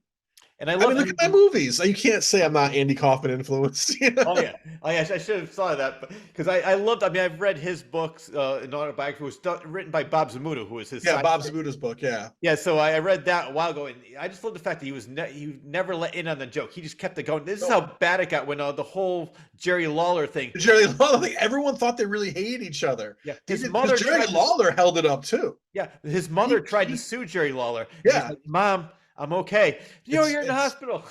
Jerry's my friend. This was on. Yeah, he hurt me more than he was supposed to, but this was on purpose. Like, yeah, like that's what was great. Jerry Lawler was in on it, and what a great sport on his part to do that too. Like we're totally not talking about the Warriors. I know. I knew we were gonna get down a tangent, but really quick. We haven't done one of these in a while where we've gone off though. We've been really good about being focused the last couple episodes we've done.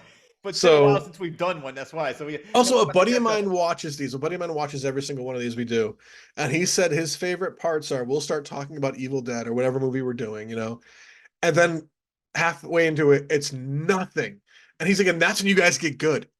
He's like, that's when you guys get good, and then you're like, fuck, we got to get back on topic, and it stays good, but like you're having a good time. Yeah, that's it though, Rich. We're starting a talk show in 2024. Oh my god, a late night talk show. There would definitely never be there wouldn't be any dead air because you and I have always something to say. I'm telling you, let's do this. Let's have you and me. We'll take turns. Who's behind the desk? Who's on the couch? Every other episode. It'll be the same show either way. Let's have a musical guest. Let's bring in a stand-up, and let's have like a regular talk. Somebody to promote something. Let's do it like the old school talk shows. We have that studio space, man. We got to use it. Oh yeah, definitely. I didn't. We have a couch there. We have desks there. We can build it. Oh my God, Rich, we're doing this. We have to do it. We're getting Fullerton. Oh my God, yeah. Yes, Robert will do it. Robert, Robert, if you're watching, we're booking you. All right. But like, I'm telling you, man, Serentology Tonight is the name of the show. Write that down so don't forget. We have so many things coming up in 2024. We talked about this on one of our last episodes. Where the last the last one of Claus Connor for the year. We went Oh over. yes, yes. We were Yeah. talking about like that. Then the show where we're gonna watch movies and get drunk, and there's a couple other shows where you and I have plans. So Yes. 2024 is gonna be a good year for both of us. We I'm got to looking come up forward with a to it. name for that one. We're like giving everybody our behind the scenes stuff now, which is fun. I know. Where we sit and drink with like some of the Elmwood crew and some friends and talk about movies. You know Jim Oldman, right? Oh yeah, I definitely. want him to be part of that show where we Yeah, no, sit, he's drink, great. and talk about movies because he is a movie snob. When we Yeah, talk about movies, Jim, you're a movie snob. Talk about I movie snobs versus movie nerds. He's very much a movie snob. He's a movie nerd too, but he's very like, like it's a Criterion Collection film, and those are the only good ones. But I he's used to, not just like that. I'm just saying like he's very into like that. He's a very film guy. he So was he'd be at great. he's the one who worked at Borders and now Barnes and Noble, Yeah, or he works at those two places. yeah, yeah. Yeah, So that's yeah. So I used to talk to him all the time back then, like, and your yeah. other buddy too, the one that used to do movies with you and write. I can't remember his name. He worked at Borders as well. Jim. Yeah. Jim was the guy who was telling that was with the Josh walked to the guy. Does Ron know you're here? That was Jim. Oh, that was him. Okay, Yeah, yeah, yeah, yeah. yeah. I mean, he's a fun guy. Yeah, Yeah. but we got to get Jim. They're both named Jim, but Jim Oldman, we definitely got to get into to that one, and maybe the Yeah, doc. Mike, the doctor. oh yeah, my God, yeah. Mike. I would love to get him. Like, we'll do a Bob Dylan movie, so he'll show up. But we definitely have to have Jim Oldman. He can even be character. He doesn't really have to be character, but he could be the movie snob and just start saying all these on the talk show, maybe. Yeah. Yeah, that's what I mean. Oh my God, this is getting silly. Let's get back to the Warriors. All right, so the Warriors. So we were talking. All right, well, let's go back to the Apache Ramos. Yeah, so you talked to Apache, yeah. Well, no, Apache, Apache, this is more a Rob Ryder part because. Okay, I was gonna say, look, to give everybody a heads up, Apache has 2 lines in the whole movie. He's one of the. Well, does his character even have a name? I forgot if he does, I don't remember it. But he's one of the orphans. He's the orphan with the afro, the short orphan with the afro. Just so the audience who might not know. So go on. And yeah. Rich has an episode in the playlist where he interviews Apache. Yeah, but this one is going to be regarding the interview that's coming out either next week or the week after with Rob Ryder because he was the stunt person. Well, Rob's interviews are already out. Oh no, I didn't think it was up. I thought it was coming out Sunday. No, both of his episodes are already up. Rob Ryder? That was the one that you... Oh, I didn't realize. Okay, so I guess it's up now. Hold on, I'm going to go to YouTube right now. I'm pretty sure because right now Randy Schmidt's up. Randy Schmidt, that's what I was thinking. Oh my God, I'm getting our names. Yeah. Okay, yeah. So 2 Randy episodes went up the past 2 weeks. Yeah, those are actually, I got to say, people love Randy Schmidt. So the Rob episode will be up. If you're watching this, it's already up. Rob's episode will be up on, let's say, the 23rd. So that would be the 28th. Well, I'm hoping that we probably do Gorman Bouchard first and then him. Oh, yeah, Gorman. So this will come out after the Rob episode. We're going to hold this. We're going to do Gorman, Rob, then this. Yeah, yeah. So with Rob, he says, Walter Hill said, find a car, find a street where we could blow up a car. He goes, okay. So they said they had people watching, and his name in real life was Grandpa DeMarco, this old guy, and he goes, "Hey man, just sit on the steps, watch this." And the explosion was way more than it was supposed to be. It's a big car explosion for a one Molotov cocktail. It wasn't supposed to be. It's like when the car hits the fucking tree in Phantasm and explodes. Like it's like it's way too much for what really would happen. But that's what makes it great. But you were saying, but the thing that's what really did happen. It wasn't supposed to. And so if you see the guy go flying, that's Conrad Sheehan, who was he played the lead punk on the roller skates. He's a stuntman as well. And that's him close to it. He was flying.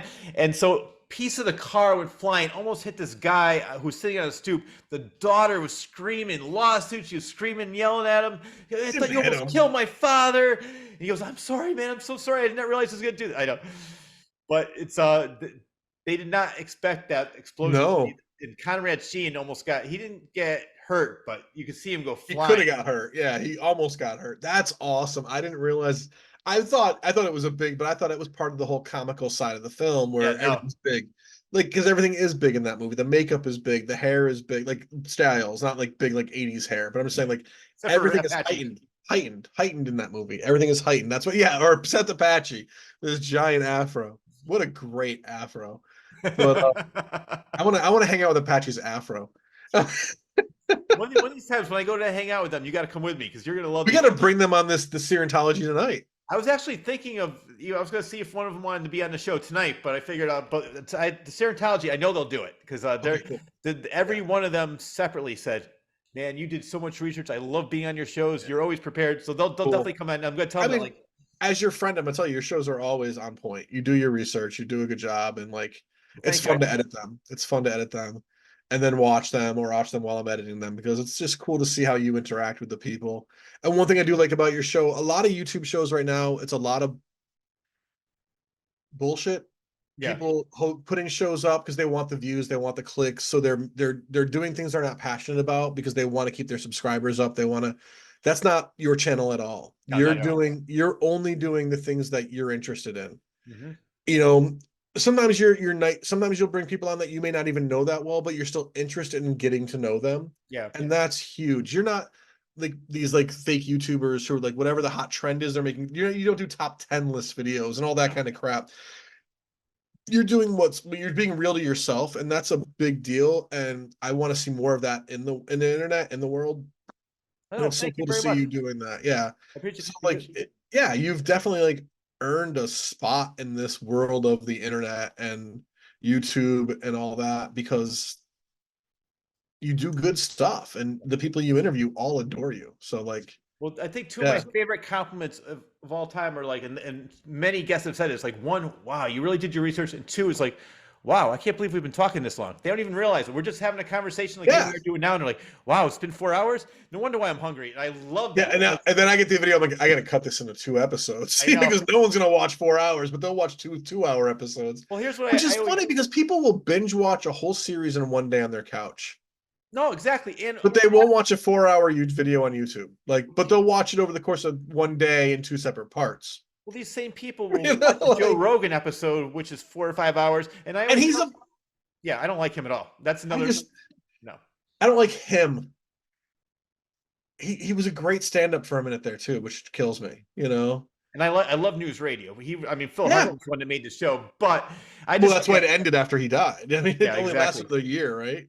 Maybe two, but And yeah. this is just my opinion. I'm sure a lot of people disagree with me. I just don't really think he does that good of an interview because I don't think he just turns on the mic and talks, which works for him. People like that. He's But more into himself. yes, The exactly. only time he cares about interviews is when he has a really big celebrity on because he doesn't want to blow it because he wants to be their friend. Yeah, like The Rock. I didn't Yeah, see that. I want to be friends with The Rock, so I'm gonna pay. Yes. You know, so Uh, I just don't watch his stuff. yeah. I No, don't even neither do watch. I. But I do know I don't that even people watch that his clips anymore because I'm just like I don't want to even give him that nickel. You know.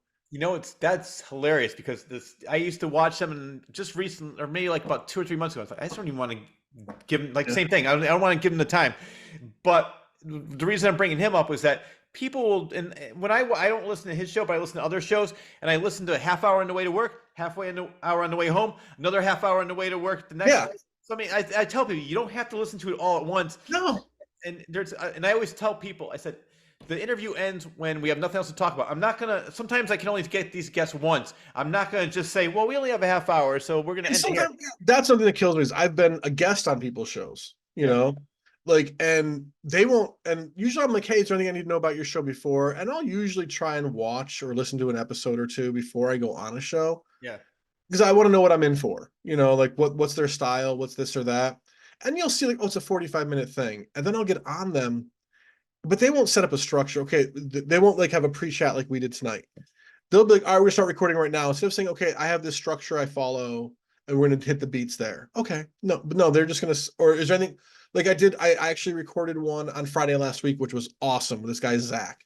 yeah, He does this cool show about a lot of music stuff, but he wanted to have me on because he really liked Bernice and Head, which is really cool. So he invited me on.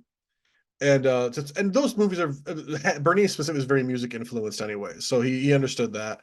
And we got on, and there was a 5 minute chat before. These are the things that I go over in my shows.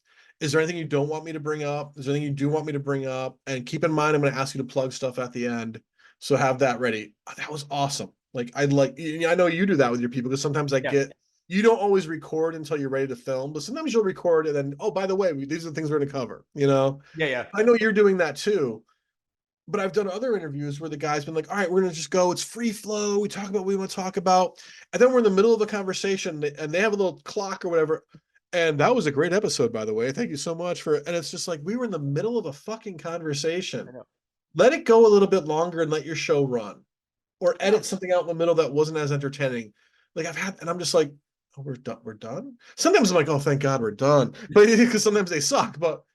Like, but let it be free flow or have a structure and let the person know we have 45 minutes. My shows are 40 minutes long. We have 45 minutes to talk.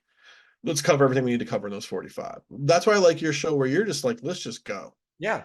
I mean, We're on your show. I'm complimenting your show, but your other show. But yeah. this show is the same way. We did an episode of Real Talk. One of them is like 3 hours long, isn't it? Yes. You And know, like I'm going to YouTube right now. But I mean, like we've had like I think our first episode was the Evil Dead episode. I'm looking at our YouTube yeah, channel that was right probably like 45 minutes long. It was a short one. And that's when you and I were just getting the now. Yeah, flow Evil going. Dead is 43 minutes long. Yeah. And then our longest one, I'm trying to see. The Thing is 123. Yeah. Well, we interviewed Reggie and Gigi. That was 2 hours, but I don't count that. Yeah. So our next longest one, actually, your longest one I wasn't on, was our next longest one was probably the Returns episode a year ago when we came Okay. back doing it again. The Head episode was 90 minutes. Jaws was 90 minutes. So Jaws we went on for a bit. Yeah. The rest of them about an hour 20. Your longest episode for Real Talk, though, the show we're on right now, was their last one with Cameron.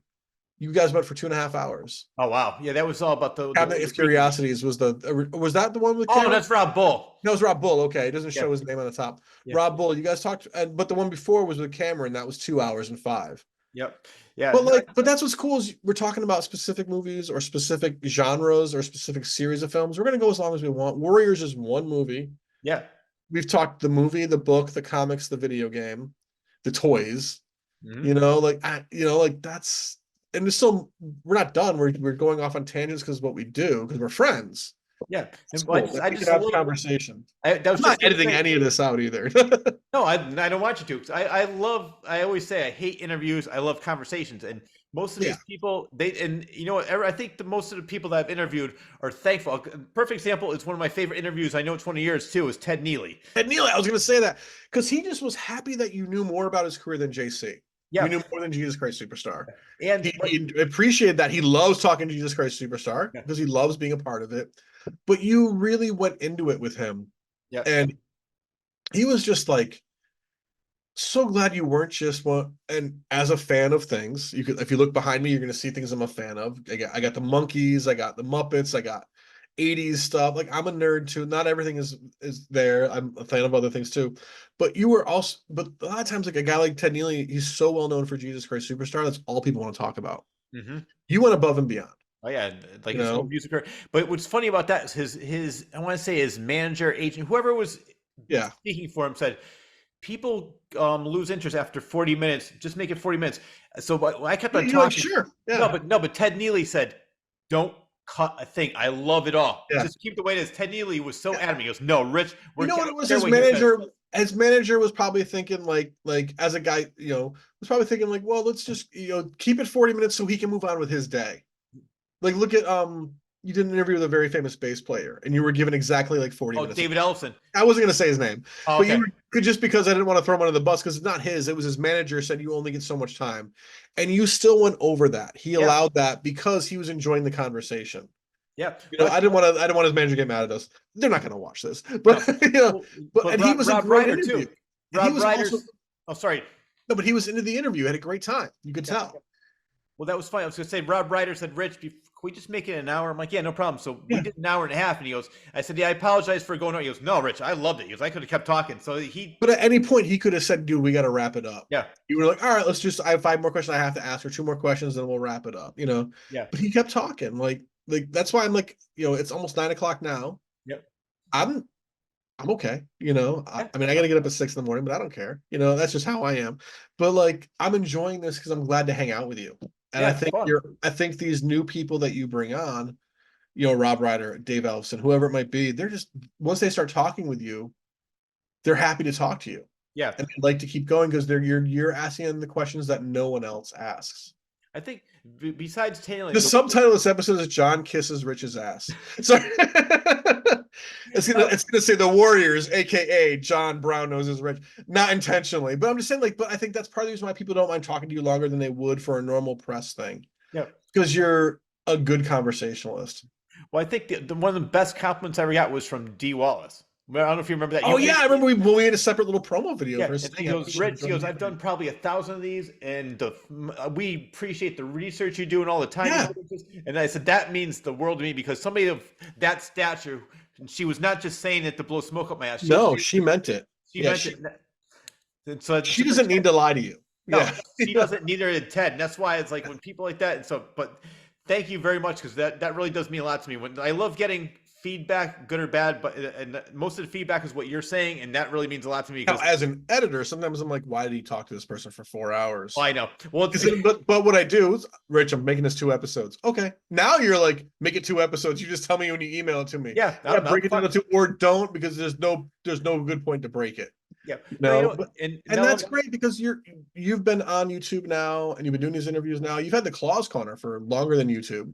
Yeah, because I was on Nutmeg Chatter, which was the radio show, and then but you were interviewing people. Even you've been doing these interviews for a long time now. And you have a specific audience that knows that it's freeform. Yeah, and the people who are not there yet, once they watch one episode or hear one episode, they're like, "Oh man, they just flow." I like that. Yeah. And if you like a structured interview, go watch the morning show on CBS. You know exactly. Because I you want that. And you have structure, don't get me wrong, but I'm saying if you want that 5-minute interview, go watch that. If you want to actually know about these filmmakers, these artists, these musicians, these actors, these whatever it might be that you bring, these rock climbers, whoever you're bringing on, watch Rich's show because you're going to learn something, you know? No, well, thank you. And that last one I did was with the Carpenters, documentarian. Yeah. Oh my God. So do you own? Hold on. I'm gonna totally snarf the Carpenters thing now. Do you own a copy of Superstar? Oh no, Barbie movie. You do, Todd Haynes. I got you. I'll make you a bootleg. Yes, I gotta see that. Don't tell anybody, but I own a bootleg. All right. Secret safe with me.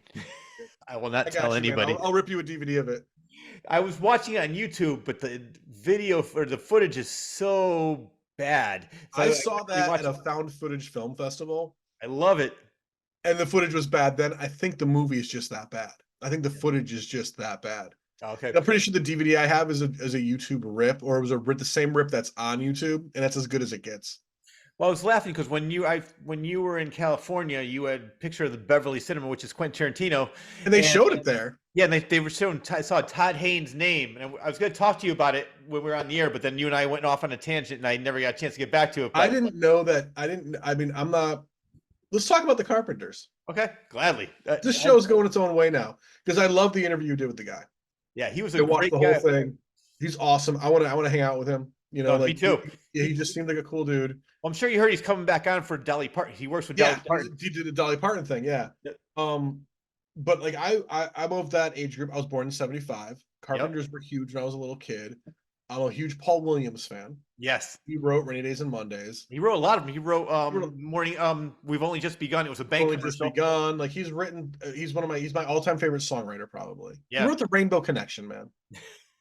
Come on, anybody. Of course he's got to be. He's my favorite now just for that. He wrote all the music from Muppet Movie, the original Muppet Christmas Carol, and Emmett Otter's Jug Band Christmas, my 3 favorite Muppet projects ever. He was the songwriter of those.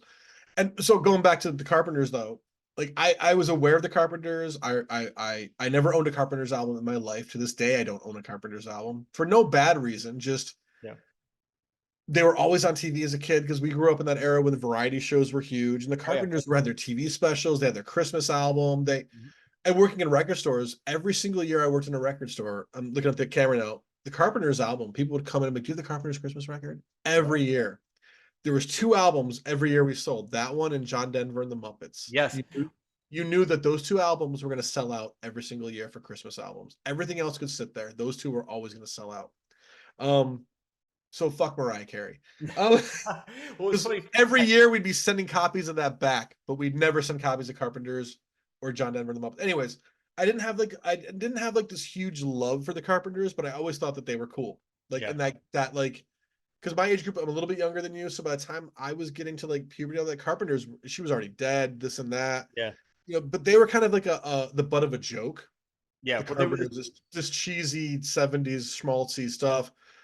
And I remember being like, it's not that bad. Like in high school, I was a rocker with the long hair and all that. And people would like make fun of the Carpenters. I'm like, no, they're not that bad. That chick could play the drums. So I could remember that. yeah. This is Wow. pre-YouTube where you can go and look this stuff up everywhere. Yeah. I remember like having those conversations. No, the Karen Carpenter could play no, she wasn't a drummer. It's like, and now of course everyone Yeah. they didn't acknowledge it then. Then Yeah. there was an area where no one did. And then I remember around 95, If I Was a Carpenter came out. Yes. We talk about that. And I know, yeah. And I remember like I was of the age group who was I wasn't a fan, but I was an apologist. Does that make sense? I Yes. was no, you got to check them out though. Because I knew their music, but I wasn't like I'm buying Carpenter's records. My schmaltzy thing was Paul Williams, but he Mhm. wrote songs for them. Oh, he wrote a lot of songs. Yeah. I didn't realize Yeah, how many he wrote until this interview. yeah. He was one of the biggest songwriters of the 70s. Yeah. He's the president of ASCAP, I think, right now still. But but for the Carpenters, I remember that if I was a Carpenter, and I was into rock, I was into alternative rock, really into alternative. And alternative is such a broad term, especially for the 90s, because like Tori Amos was alternative, and so was Red Hot Chili Peppers. And those two bands have nothing in common. Yeah. Alternative was alternative. And this thing came out of like 12 songs, like Sonic Youth doing Carpenter's Oh songs, yeah. Sonic Youth, Matthew Sweet, And Cheryl Matthew Sweet, Crow, I love Cranberries. Matthew Sweet. Yeah, like all these great acts were doing Carpenter's songs. And all my buddies who were like into rock were like, "Oh yeah, I always thought they were respectable." Yeah. Like, fuck you. That's where I want to go with it. And I love that this guy has this passion for the Carpenters, Yeah. and he's not shy about it because No. it could be something. I think about like a guy like him, and he probably got made fun of in high school for that. Yeah.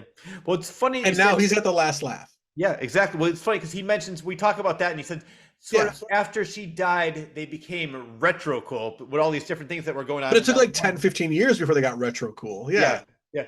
But for me, I talk about this. I said I hate when people say my guilty pleasure is. I said for me, I don't have any guilty pleasures. I don't have believe in pleasures. guilty pleasures. I have pleasures. Yes. Yeah, no, I exactly. don't feel guilty about any of them. That's why I said it on the show. You And I said it said too. Yeah, yeah. I love We have that same mentality. Did you hear? I don't know if you heard the story because it was such a long interview, but I loved it. And the guy was even I don't know. He started coughing, so he goes, Yeah. if we could do a part two, I could do more. So we ended That up was awesome. And then Yeah. you did a part two. Yeah. But I bring up like I was on a cruise to Bermuda over the summer, and I heard Carpenter's Night.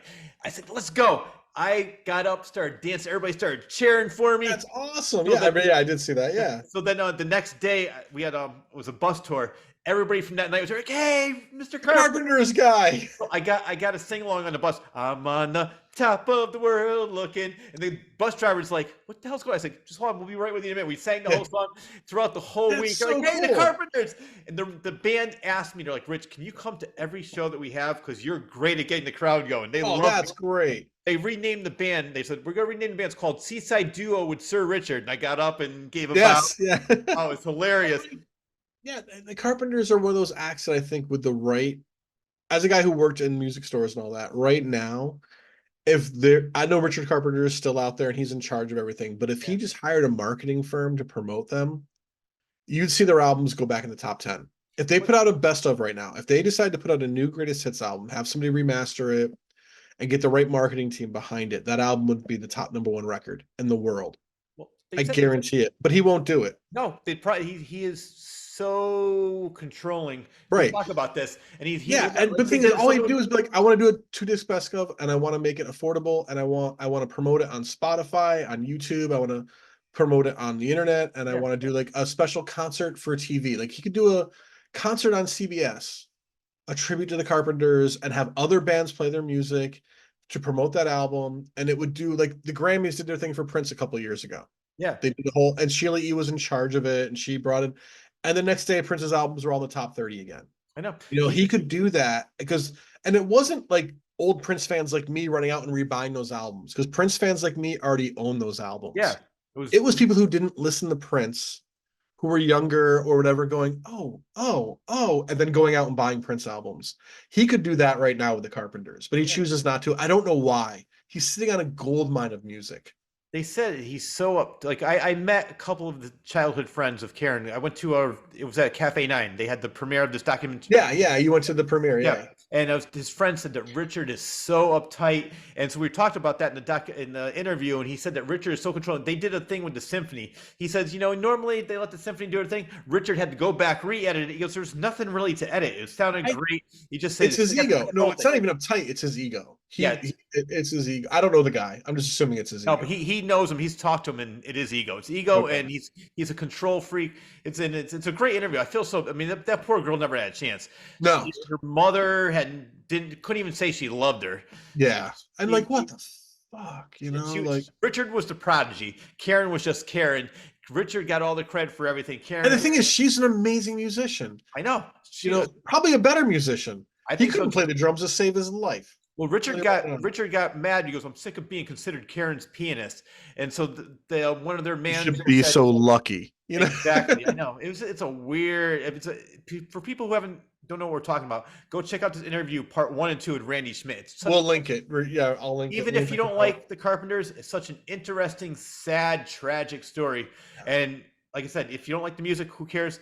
The story is still, if you're not a fan of their music, it's still like and I think I was more fascinated with their story before I found their music. Like I grew up hearing their music on the radio and all that, but I'm really learning about what happened because she died in 84. 83 Okay. at 32 years old. Yeah, so like I would have been 8 years old. I remember the news about it. I remember like the Karen Carpenter's dead, and I'm like, who's Karen Carpenter? Oh, that's this girl who sings these. Oh, wow. I didn't understand what any of that was. I was 8 years old. And then I was fascinated in like briefly in my 20s, like, and even like now I'm still fascinated by the concept of like what went on. That's how I saw Superstar. I went to a found footage film festival. And if you've never been to a found footage film festival, go to one. And it's just people find weird shit and show it. And somebody had the movie of the night was a bunch of weird shorts, and it was going to end with Superstar.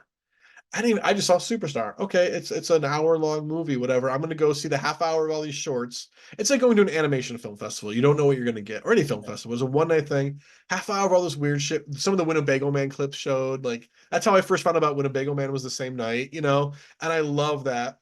And then Superstars. And as soon as it started, I was like, what the oh, this is Carpenter, this is Karen Carpenter. And then I'm seeing this skewed version of what happened. Because obviously it's this weird Barbie movie. And it's his take on what happened. It's very much like a melodrama. You've seen it, Oh yeah. But then I was like, I want to know more about why she got sick and what was going on. Oh, she died from anorexia. That's a drag. And then being the nerd I am, went home, got on the internet. Oh my god. Oh my god. Oh, she went through all this.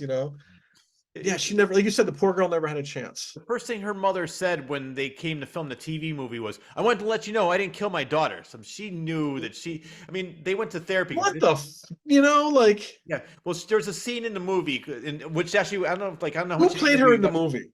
What?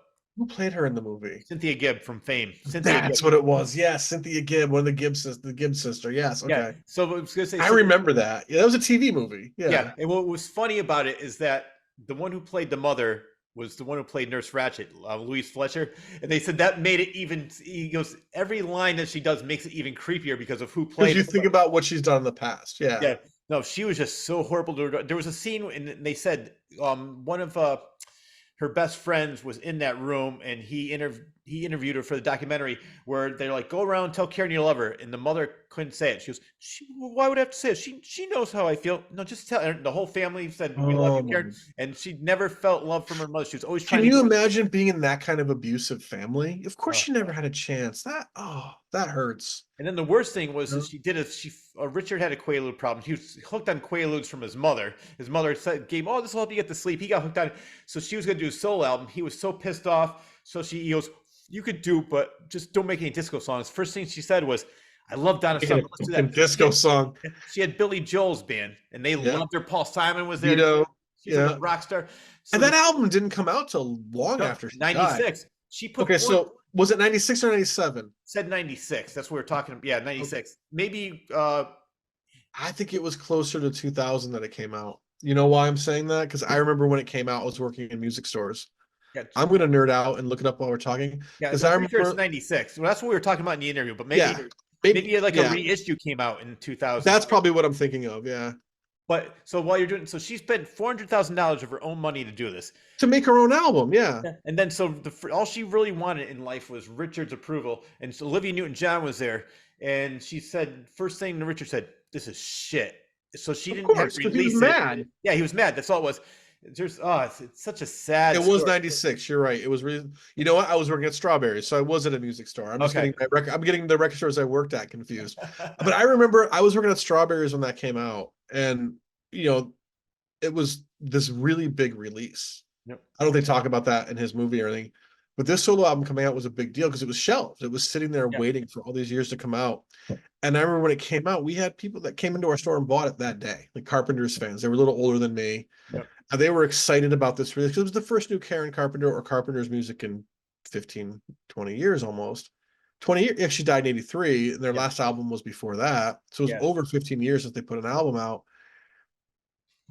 And then I remember the same people, because when you work at a music store, you get to know your clients, coming back and complaining because they knew Richard Carpenter had edited the album. Oh, yeah. You know, and they were like, yeah, he changed it. He definitely changed it. Because Phil Ramone produced it, right? Yeah, Phil Ramone. Yeah. And by the time it came out, it sounded like a Richard Carpenter production. Yeah.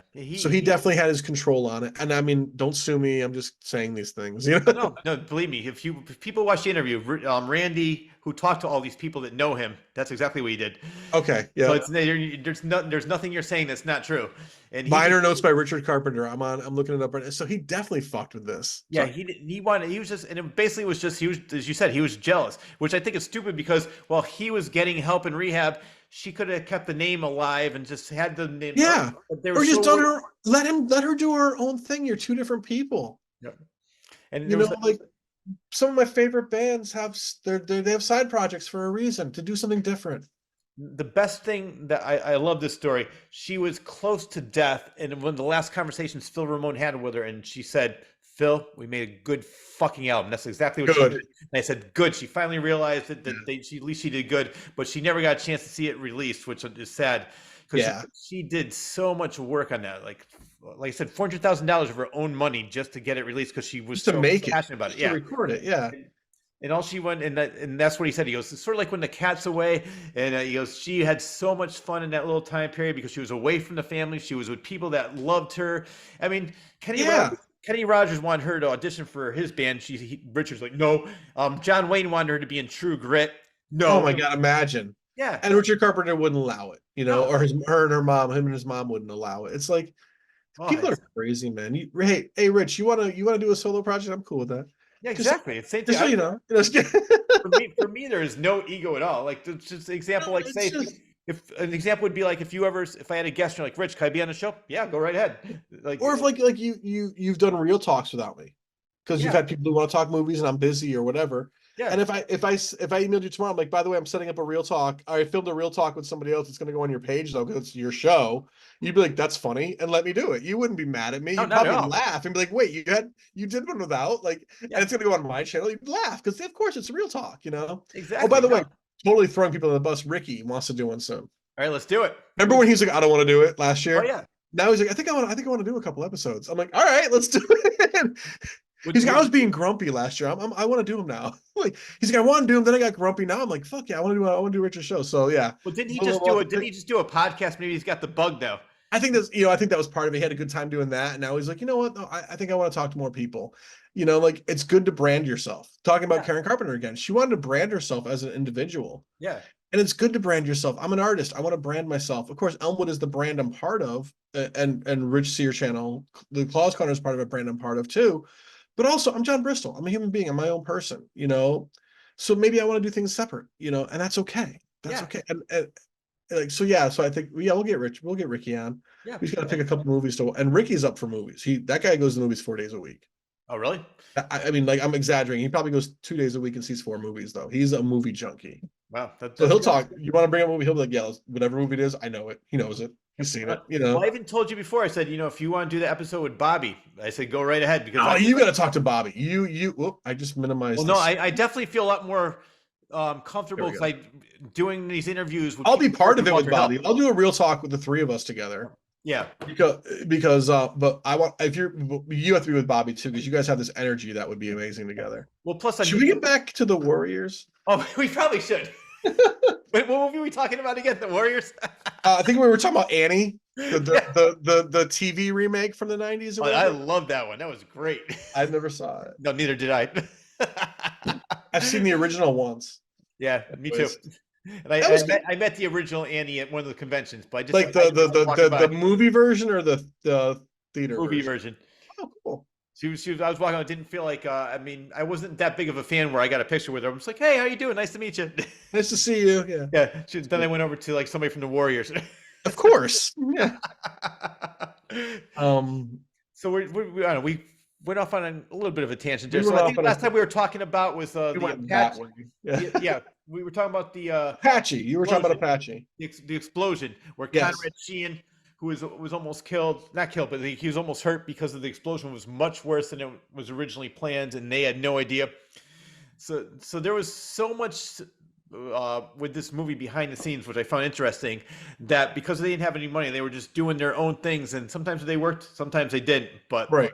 you know, like the baseball fear, not the baseball furies, the punk scene, the bathroom brawl. Yeah. They had him go all these different places in the Bronx, Coney Island, Queens, looking for the best bathroom they could ever use. He said he gave him a picture because back then they used to use Polaroids. Yeah, And Polaroids. Yeah. and he goes, I gave him all these locations, and Walter Hill said, nah, we're just going to build a set. So it was a set in a studio. That was a completely. That's probably the only set in the whole movie Yeah, it besides was. the DJ scenes. Yep. And the part like You know what though? Because they did so much damage to it, that makes sense. They built a set. Because if you honestly were paying like Metro North to destroy a bathroom, it would cost you more than to build a set, probably. You know. and you know the character Vermin. Yeah. So he's the one who gets thrown into the glass or the mirror and The mirror. Yeah. falls onto the sink. That what happened there was Rob was supposed to throw him, but he was so heavy. So they got a little mini trampoline. He lifted Bouncing up, off. stopped filming. Also, he jumped on the trampoline, and then they had Craig Baxley, who was a stunt coordinator. His cousin, he was the stunt man. So he got thrown into the glass, which really wasn't real glass. It was, but No. when he hit the sink, that was a real sink. He goes, Shit. he goes, it's not like those days now with the CGIs. He goes, when they hit that, they really hit it. They really hit it. Yeah. But that I love that scene. Oh. He goes, there's so much, like he said, there's so much chaos going on. Everybody's getting hit, spray painted in the eyes, people getting thrown into the sink. It was total chaos, but it was so much fun, and that's why most of the people that played the punks were either stuntmen and stuntmen slash furies. So like Craig Baxley's cousin, Rob Ryder, and the Conrad Sheehan, they were all stuntmen for the Warriors and other movies. They played the punks, and they also played a lot of the baseball furies. Okay. Yeah. So they were the guy said why they bounced around. Yeah. Yeah, but Walter was great at that, but he also did the punks because that scene is so physical. People getting thrown. Yeah, that was the most like true fight scene. Yeah. The baseball thing was more of a dance, like it was very much a choreographed. But that scene was like the truest fight scene in the whole movie, and that's also the bloodiest scene. Yes. They walk out with the cuts in the faces and the bruises and all that. There's not a lot of blood, but it's the bloodiest scene. Like it's the most for fights, probably the most realistic fight in the whole movie. I agree with you on that one.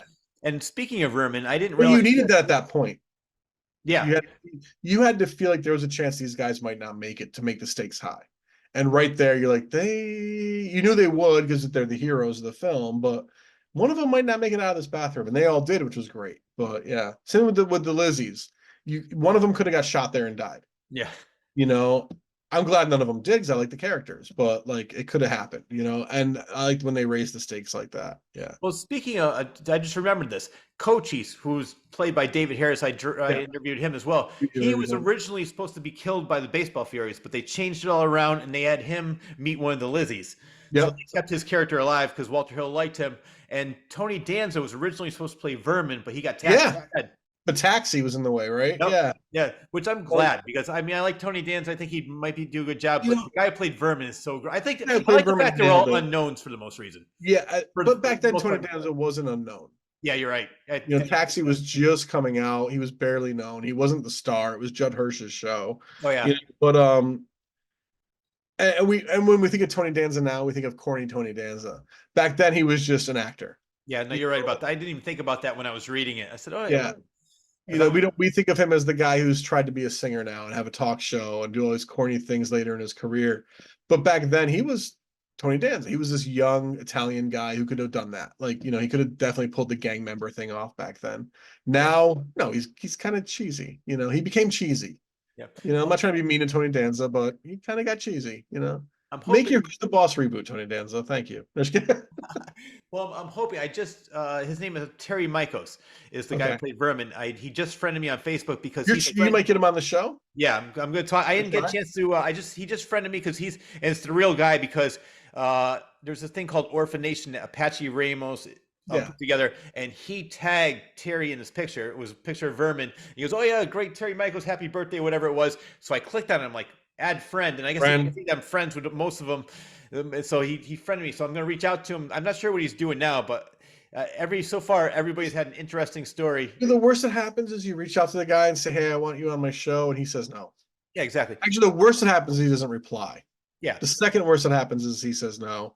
The best that happens is you get him on the show. yeah. You know, And even if he's not a good interview, which I can't imagine he wouldn't you be. know, even if you're just going to talk Warrior, if he never Yeah. acted again, I don't know if we could go on IMDb and look him up. But if he never acted again, he'll have some stories about Warriors, and that's what you want to talk to him about. So, Oh, yeah, exactly. No, and I'm sure that he would even give me more stories because he was in pretty much every scene. Tom yeah, Hardy, oh yeah, that guy was in the movie. yeah. Yeah, So that's I'm gonna reach out to him soon, and hopefully we'll add that to the the come out playlist, play a playlist. the playlist. We Yeah, will. man. Like, but I love this movie. I'm Yeah, not trying to wrap it up. I'm just saying, like, I love the Warriors. I'm glad that we've been doing this for like 4 years now. We're finally talking about the Warriors. yeah. I'm actually glad we waited. Me too, because you got to talk to all these other people and have this cool insight. Yeah, I got to watch those and learn, and now we're talking about our experiences with it. And like, do you as a nerd, you've bought the action figures. I bought the action figures. Have the movie. The only reason I don't play Have you ever video bought the games. comic books? Well, you're not you and I don't play video games. We're not No, gamers. and I don't play video games, and I do have. I had the Phantasm comic book. I don't. I have Evil Dead. You didn't get the, I but you never never got the bought any of Warriors. the never. That's okay. No, Like, but I would like to though. I never even thought of that. sometimes these, as a guy who was a huge comic book collector for years, Yeah. sometimes these movie spin-off comics are garbage. Like, I haven't read the Warriors one, so I'm not saying that about the Warriors one. Yeah. But I'm saying a lot of times they're just cash grabs. Yeah. Like those Ash versus Freddy versus Jason comics, garbage. They're not good. The art is just but because they know people are gonna buy it based on the name, you know, like, oh, unrelated. Do you know who Trick or Treat Studios? They make like a Halloween costumes for adults and stuff Oh like yeah, that. yeah, yeah. I Did knew you it see sounded- they announced yesterday or today they're making Tall Man as masks? No. They're making Tall Man face masks, and they're making the little goblin guys. They're I making love it. those faces as masks. I saw that today on Facebook. I'll send you the link later. What got my attention is I follow them on Facebook, and they're making crow masks. And I'm like, who's gonna want to wear a Brandon Lee mask? That's weird. Yeah. Then I clicked it. They're doing two masks, one of the comic book art, and then one of Brandon Lee. I'm like, but the comic book art, you never see merch based on the comic book. I'm like, I'm gonna be buying that mask. I'm buying the Crow comic book mask. You know, I want that version. Brandon Lee mask, that's a little weird, you know, to me, because he died making the movie and all that. I don't want to wear a death mask, you know. But the comic book art, you never get that on stuff, you know. It's always based on the movie version of the Crow. I got And then I'm like, scrolled down a little further. I'm like, wait, Phantasm Master coming out? Tall Man Mask? I'm Right. buying that. Yeah. Because he didn't die making the movie. It's not weird like that, you know? Like, so I'm like, I might need a Tall Man Mask. I gotta tell Rich. And now here. Yes, that one I'm definitely gonna buy. I'm gonna, while we're talking, I'm going on Facebook. You know what's funny? Because I think we talked about this before. Was it? Oh my God, Matt and Trey Parker. Matt Stone, Yeah. Trey Parker. They're about our age, and there's that. What made me think of this is the little Jawas that I call them in Phantasm. They weren't supposed to be Jawas, but Yeah, we'll keep them around. I'm the same calling them time. goblins to not say the word Jawa. Yeah. Well, no, the reason I bring that up, like, there's a scene in the movie where he sees one and he takes the little hammer and hits his brother on the foot. He goes, "My fucking My foot!" fucking foot. Yeah. But the next line he goes, "Hey, maybe it was that retard Timmy down the street." I'm thinking that maybe South Park got Timmy from Oh, they Phantasm, definitely did. No, they definitely did, man. because there's so many things that I watch. I'm like, oh my God, like they have No. the same taste as us. That's too obvious. They Yeah. definitely did. I love that line. No, they definitely got that from that. You're not wrong at all. And if you ask them, they'll probably be like, yeah, because they're definitely Phantasm fans. Oh yeah, yeah. No, I still love South Park. I just watched. Me too. Did you watch the one about Disney? It's I haven't. hilarious. No, Oh my god, it I talks haven't about. watched a lot of stuff like the past 2 years. I decided I just got Max like 2 years ago, Okay, yeah, and what I'm doing is I'm literally doing a South Park world tour. I'm starting with season one. And I'm working my way back up to the new stuff. yeah. Just watching it all fresh again for the first time, and it's kind of exciting Well, they because do I'm a seeing lot of this. episodes I forgot about. Well, I know that. Well, they do a lot of specials too, and one of They them was do, about yeah. Kathleen Kennedy making everything woke. It's hilarious. And I'm waiting till I get there for that. I might have a different opinion than you on Kathleen Kennedy. Yeah, So like I just feel like that she got a shit job. yeah, She's doing the best she can with what Disney's letting her do. yeah. But Because the look at the new Indiana Jones movie. She produced that movie. It's the best one. Not yeah, well, hold on. Not the best one. But it's I know what you're it's saying. it's so much better than the last one. Yeah, Like, and that's part of her job. but Like, even if sure, you, it bombed in the box office, but that movie was made for 45-year-olds, 45 to 60-year-olds, not teenagers. Of yeah, course, it's going to bomb at the box office because guys our age go to matinees, not 9 o'clock movies on Friday night. yeah. Well, even if you Those don't agree matinees make with, less. but say even if you don't agree with what they're saying, it's still hilarious Oh because they yeah, have it's like so funny. they have One thing Courtney I as a love about black this, girl. They have it's yeah, oh yeah, and that's the thing. Like I don't necessarily believe in the woke thing when it comes to that. They're just being smart and finally diversifying. But also, people forget George Lucas married a black woman. Mhm. He married his sister. Like Yeah. it wasn't about that for Star Wars. He just didn't get a lot of black people in the old movies because he couldn't get financing if he put black people. If Han Solo was a black guy, Fox would have never made that movie. Yeah. Well, it's funny you say that. You know what happened with the Warriors? I was reading this about the book. Most of the Warriors in the book were black, and the Yeah, reason they didn't do that in the movie was because they didn't think it would be good for the box office. they didn't think people would. Exactly. And now, if that movie came out, It would be the exact opposite. They wouldn't hire it'd any be whites. there'd be whites, but there'd be way less. Yeah, As in, it'd be a more diversified yeah. cast for sure. And there's still plenty of black people in that movie. Like that's definitely a very diverse Oh yeah. cast. Well, that's what. But Swan being the lead male, then no way they would have made it with a black guy if they wanted to be a Hollywood movie. Yeah. Well, that's what happened. Now easily could be a black guy. Yeah. And that's okay. And that is, and you know what? Let's talk about how they keep talking about doing Warriors remakes and reboots. Well, all right. That's what I wanted to get to because first one was going to be done by Ridley Scott, not Ridley Scott, Tony Scott. Tony Scott, you know what I say to that? Yeah. No, style over substance, right there. Yeah. So that one didn't happen because he No, jumped off a bridge because he was dying and he killed himself. But now the guy that did Hamilton, was it Lin and Miranda? then Lin-Manuel Manuel Miranda. Miranda. He's And, doing a musical, but from what Rob was saying, he's doing more from Sol Yorick's book, which Rob says is a big mistake because the book is I actually disagree. a You know lot why? why? Remember when I said I want to see a different thing? Yeah. No one goes if you and I decide tomorrow we're gonna make Tom Sawyer the movie.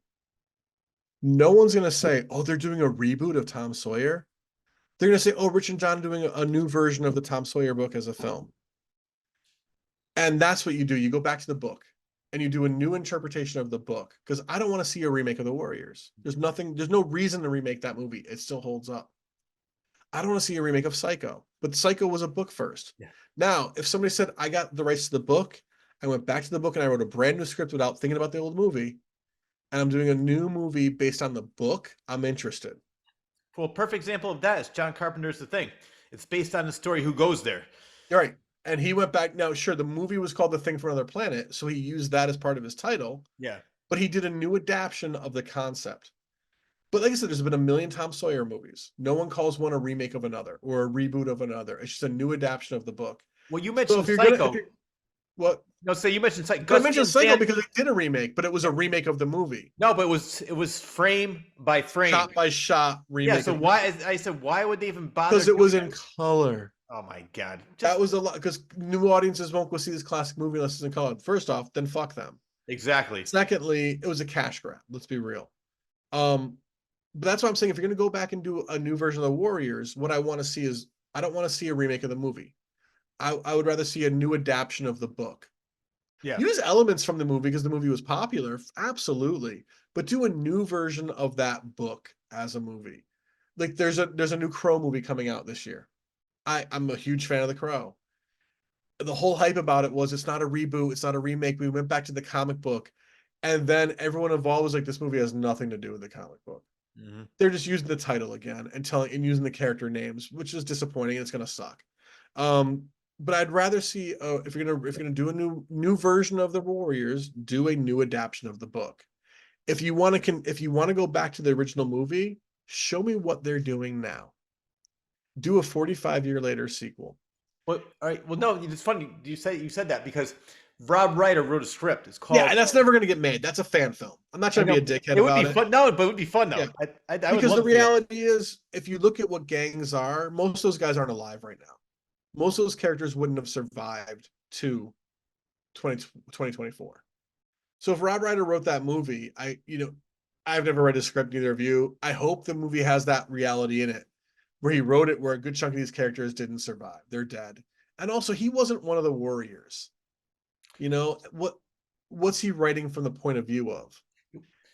Yeah, no, I know what you're saying there, but I think it would be fun just to see like because See, Swan's going to be there. I mean, yeah, I want to see where they are now. yeah, Yeah, yeah. and so what I would do if somebody came to me today, if Paramount came to me and said, John, we want you to remake, when we do a sequel to Warriors, what would you do? I'd be like, all right, we're gonna pick up 45 years later, 50 years later, whatever. Let's see where these surviving actors are, the ones that are still alive. We'll write it for them. But what really happens to gang members 45 years later? Because you can't do a rehash. Well, no, You but can't have them on the run again. But where did would you these hear what guys? this one's about though? This is the No, one I don't where remember. they're going to be at a convention, like the Chiller convention, Yeah, and there's going to that's be right. It's not actually about the characters; it's about them as the actors. yeah, yeah. So that's No, why I no, think it'd be a that's fun that movie. that's my name is Bruce. Yeah, You yeah. know, that's that kind of movie.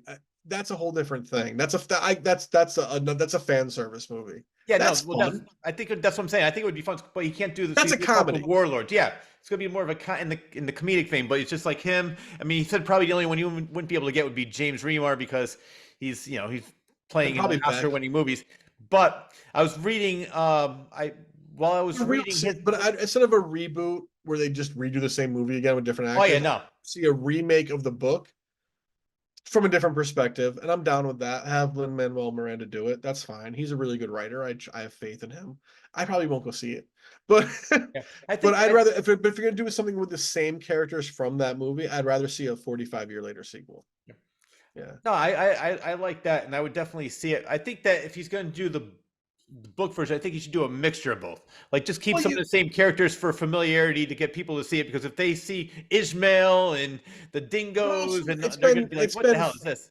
it's been 45 years though, Yeah, and how many Tom Sawyer movies changed characters? hmm I always go back to that because it's a public domain character that I've read 100 movies about. yeah, How many Huckleberry Finn movies have been made and they've changed things, and no one looks at Disney's 1955 Huckleberry movie and then Tom and Huck from 1995 and go, they're not the same. They're just two different movies that were made 40 years apart, you know, based on the same books, and so sure, maybe use some of the same character names, but I don't know. Like, it's just, if I want to see those characters again that are based on the movie and I'm not going to get a true sequel, I'd rather just rewatch the movie. yeah. Does that make sense? No, no, it does make Yeah. sense, and that's why I really, for the most part, I very rarely see remakes. The only remake that I thought maybe was better than the original was Steven Spielberg's West Side Story. I loved his version of it. I His loved version how he was changed great. it.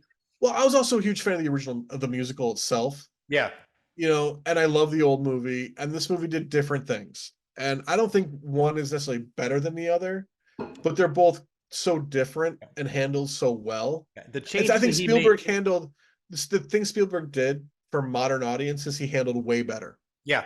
Any other director would have fucked that movie up. Well, Would look have at dropped the ball. he is the only one that made a good Michael Crichton movie. I know. Well, You're right. You're so right. And he's only done one of them. He made two Michael Crichton movies. Only one of them was good. what was the other one? Jurassic Park 2. Oh, okay. Yeah, I forgot about that one. You know what?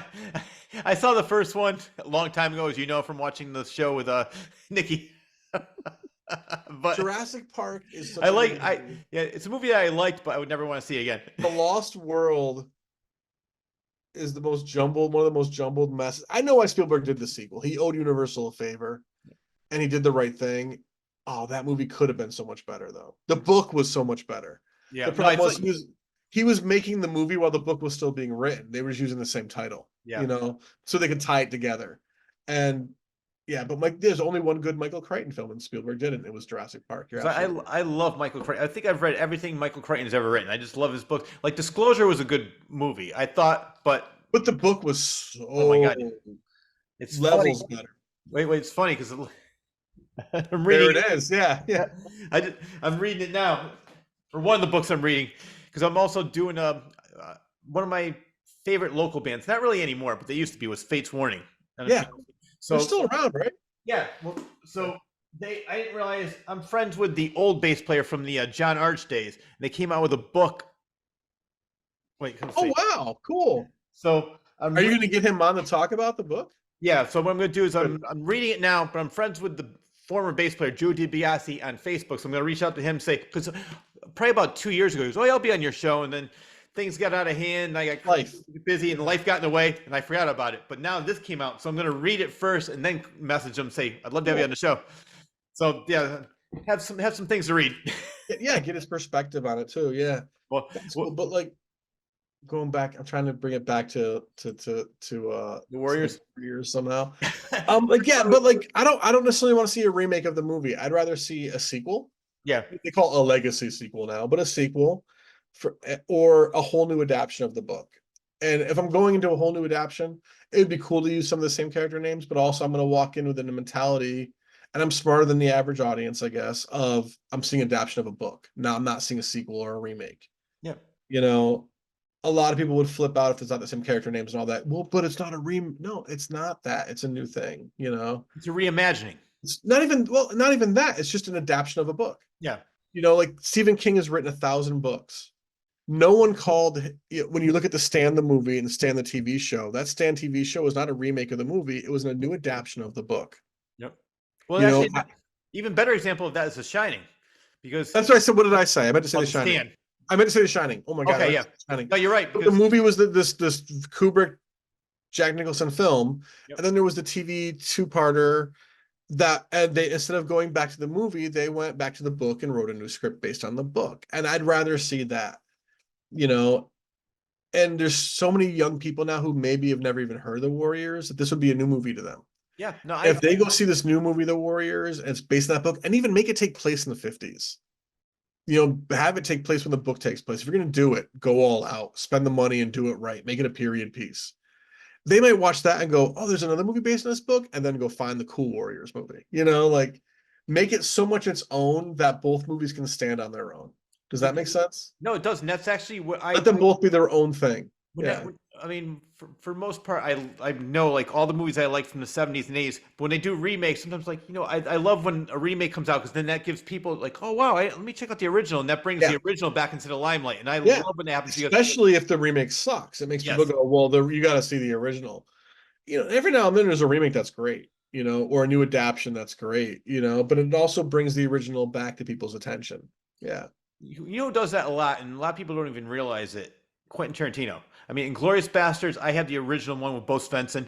When people try to tell me his movie's not a remake of that, I'm like, you've never seen it then. I know. And Django Unchained, there's an original, actually the original Django. There's Django. He's talking to him in the movie. So people like, oh, I didn't realize that was a remake. I mean, it's not even really a remake. That's Quentin Tarantino. He just basically took the title and made his own movie. But there's still elements of the original concept there. When people try and tell me that Inglourious Basterds has nothing to do with the old film from the 70s, I'm like, then you've never seen it. Yeah, no, I haven't.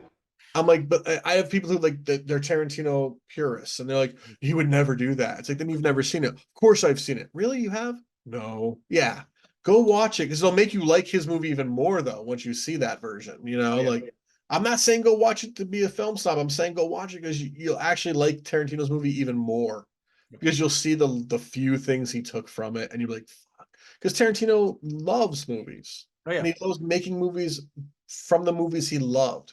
Well, he has a great podcast. I don't know if you ever heard. It's called Video Archives because it's based on the video store he worked at. He named it after that. Yeah, he Roger Avery and Roger Avery's daughter do it. I love Roger Avery too. So he's great. I love his movies. Yeah, because I know he did Killing Zoe. He did the one. Oh my god, I saw it, but I can't remember the name of it. I think I even have it. It's as soon as you say it, I'll know it. But those are like the two I remember right off the bat. Because obviously, and I'm sure you know the story about True Romance, right? He did Rules of Attraction, That's the one I'm thinking of. Yeah, and he did Killing Zoe. and he wrote a bunch of movies. Yeah. Well, he I'm was looking him actually up. he was He didn't he write Silent Hill? He wrote Silent Hill, yeah, and and he Beowulf. was gonna write a new Phantasm movie. Yeah, and just never, and he wrote it, but it just never got made. Yeah. Yeah, which is a drag. And I'm sure you know this story because Quentin Tarantino wrote the screenplay for the movie True Romance. Yep. And at the end of his story, Christian Slater's character dies when he gets shot in the eye.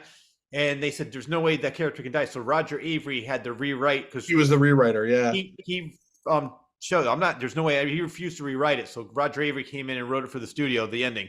Which I like the ending too, but I definitely I like that ending better. I like that he lived better. Yeah, me You know, too. I get where Tarantino was going with the nihilism, but like you were making a Hollywood movie. Yeah. And you had Christian Slater. At that point, he was huge. You know, yeah, like you don't want 90s, yeah, 92, 94.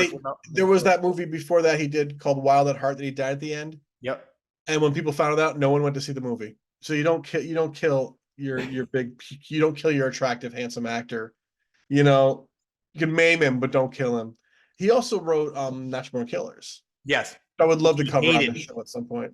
He He was so mad about the changes. Now he calmed down. Yeah. But I'm sure every time that check comes in the mail, he calms down even more. For the, I love that. I love the movie. I love that movie because it was ahead of its time as far as the commentary it was making. We'll talk about that. We'll do an episode about that. Yeah, we talked about this a while ago. We definitely have to have a Quentin Tarantino night because yeah. I love all his movies. Sometimes it's funny. Sometimes I don't like him the first time, but then the second or third time, I'm like, oh yeah, now I like it. I've also had this thing with him where like a lot of his films, later films, aren't horribly rewatchable. Yeah. You know, like Inglourious Bastards, it's a one and done for me. I never need to see that movie again. It didn't make me want to go back and rewatch it. Yeah. Once Upon a Time in Hollywood is the same way. I saw it once. I'm okay. I get it. And I also saw the nuances and what's happening in his personal life as part of that film. I don't need to see it again. But I'll watch From Dusk Till Dawn every 6 months. That's when I realized I'll watch Reservoir Dogs once a year. You know, I'm not saying his older films are better.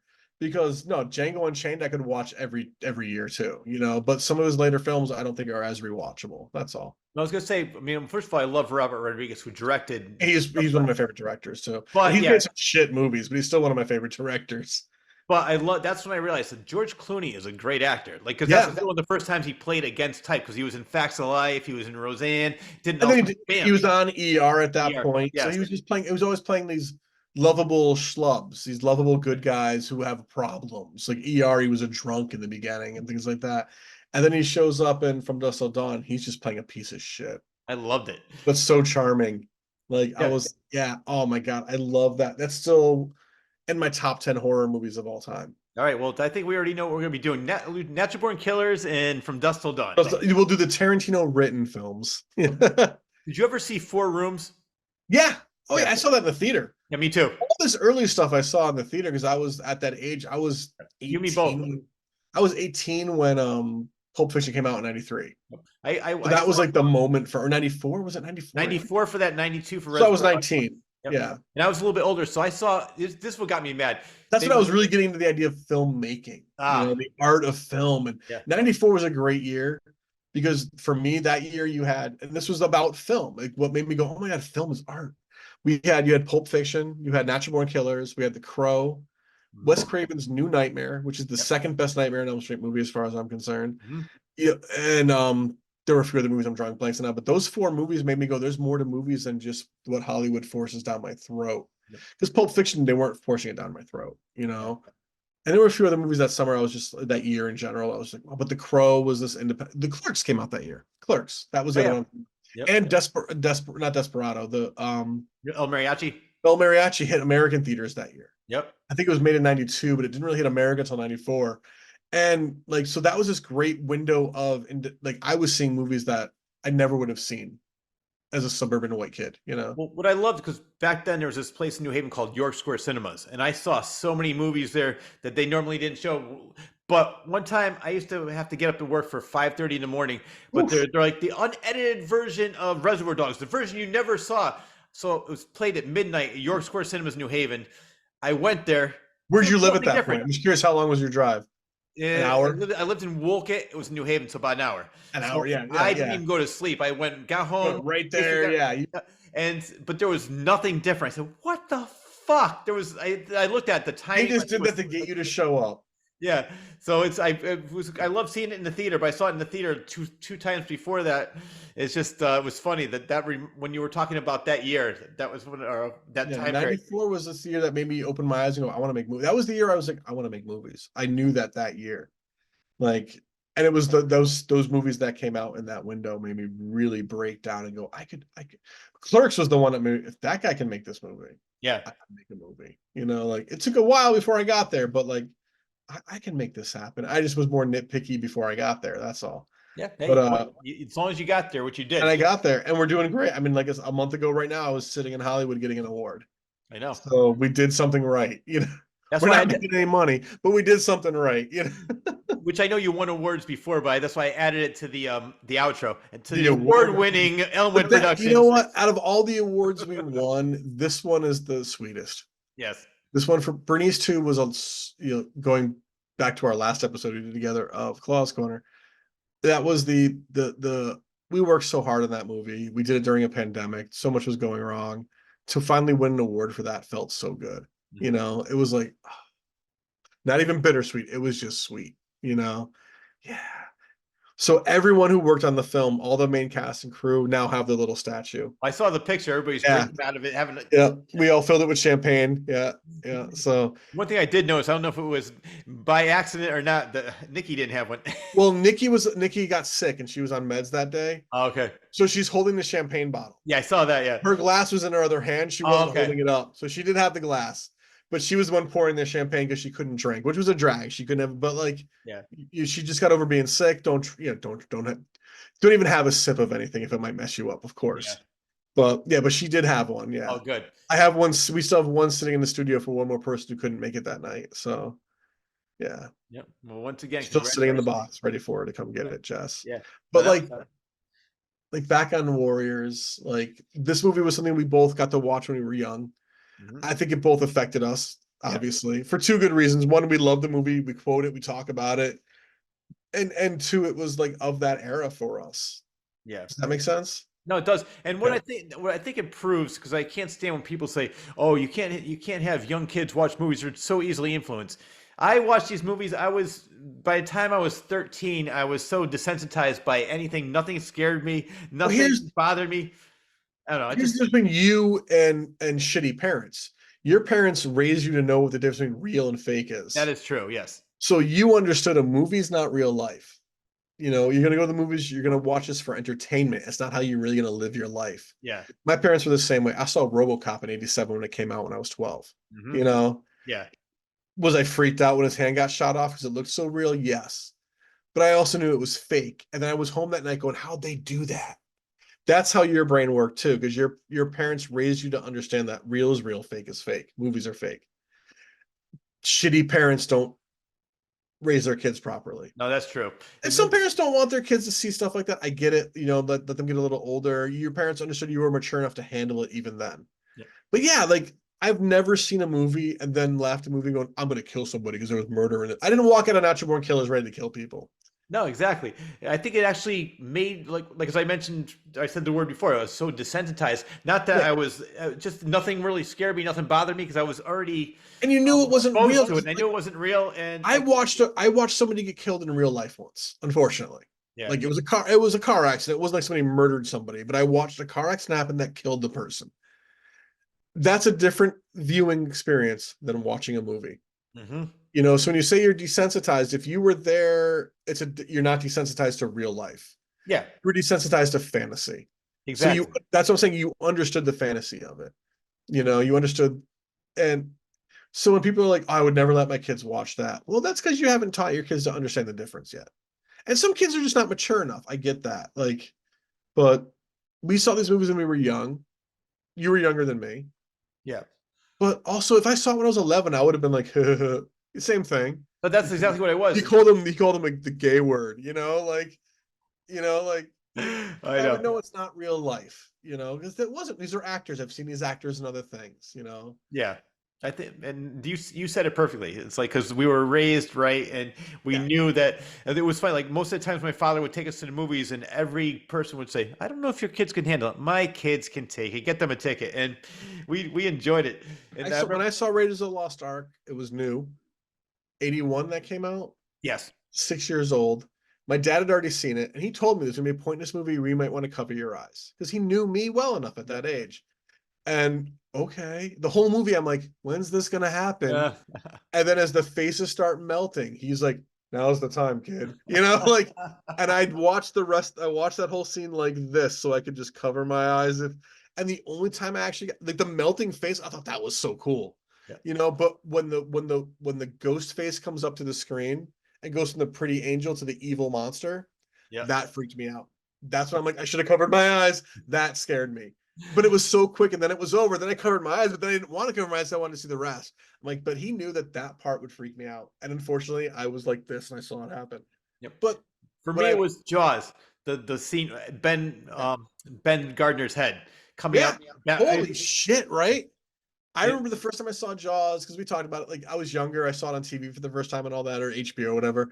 And my parents were waiting for me to see that scene because they wanted to see me react.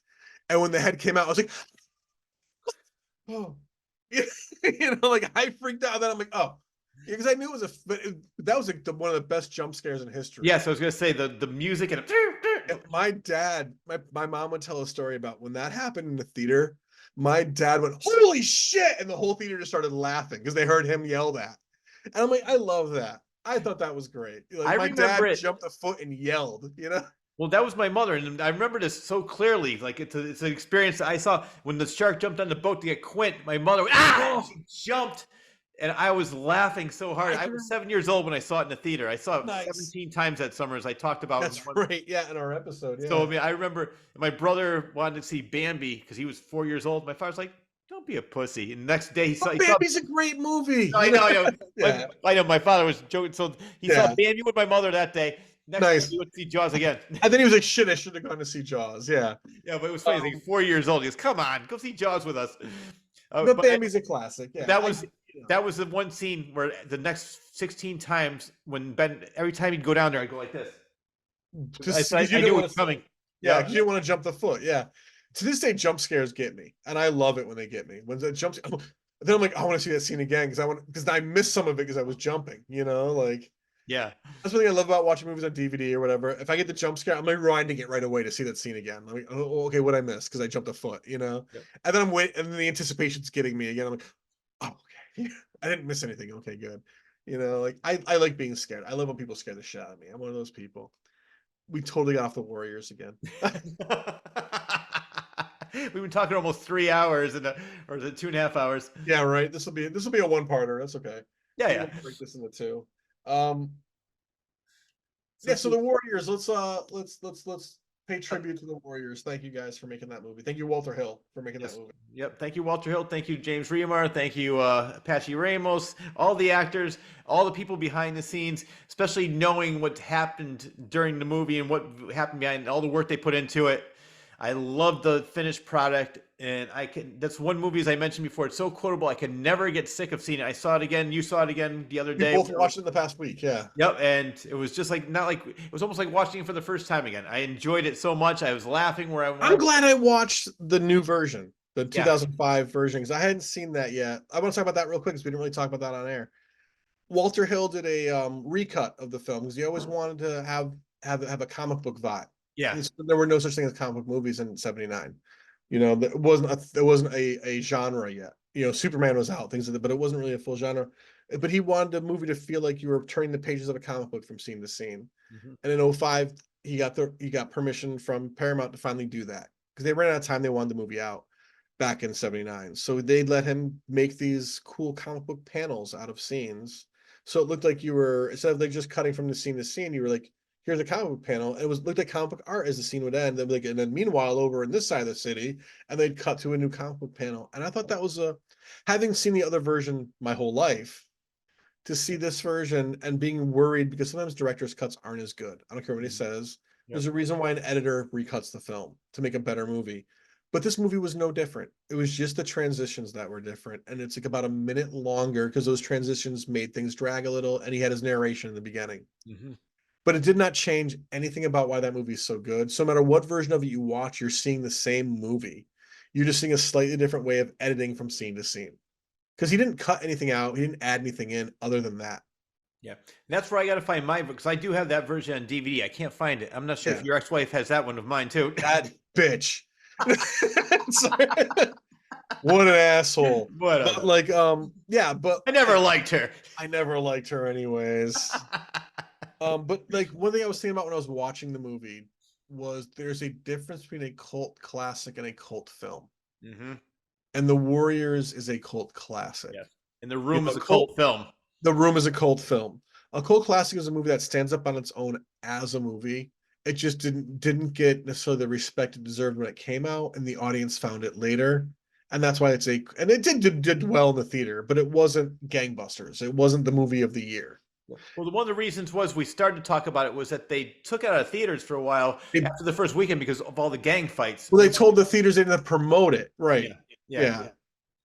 Um, yeah. So like I'm looking up films of 1979 to see what the biggest feature film, like what made I'm the gonna say most. Apocalypse Now and Justice for All. There was a lot of great movies. Yeah, Warriors doesn't make the top 10. No. That just tells you it wasn't the biggest movie of the year. I'm going to read off the top 10 movies of 1979 just to give you an idea of what the film world was like. The number one movie of 1979 financially was Kramer versus Kramer. Wow, which is a good movie. I like that. Great movie. Number two, and this is awesome, Amityville Horror. Yeah, wow. I would not have expected that. Number No, three, neither would I. Rocky 2. Yes, I love that. I love that movie. I like that better than Rocky. So do I. I like Rocky 2 better. I love. My favorite part was like, one more thing. When? What are we waiting for? Yes, yeah. I get number all pumped 4. up, like, let's go. Number 4, and I always forget this came out in 79, was Apocalypse Now. I like that movie. I like that movie a lot. It's definitely a sign of its times.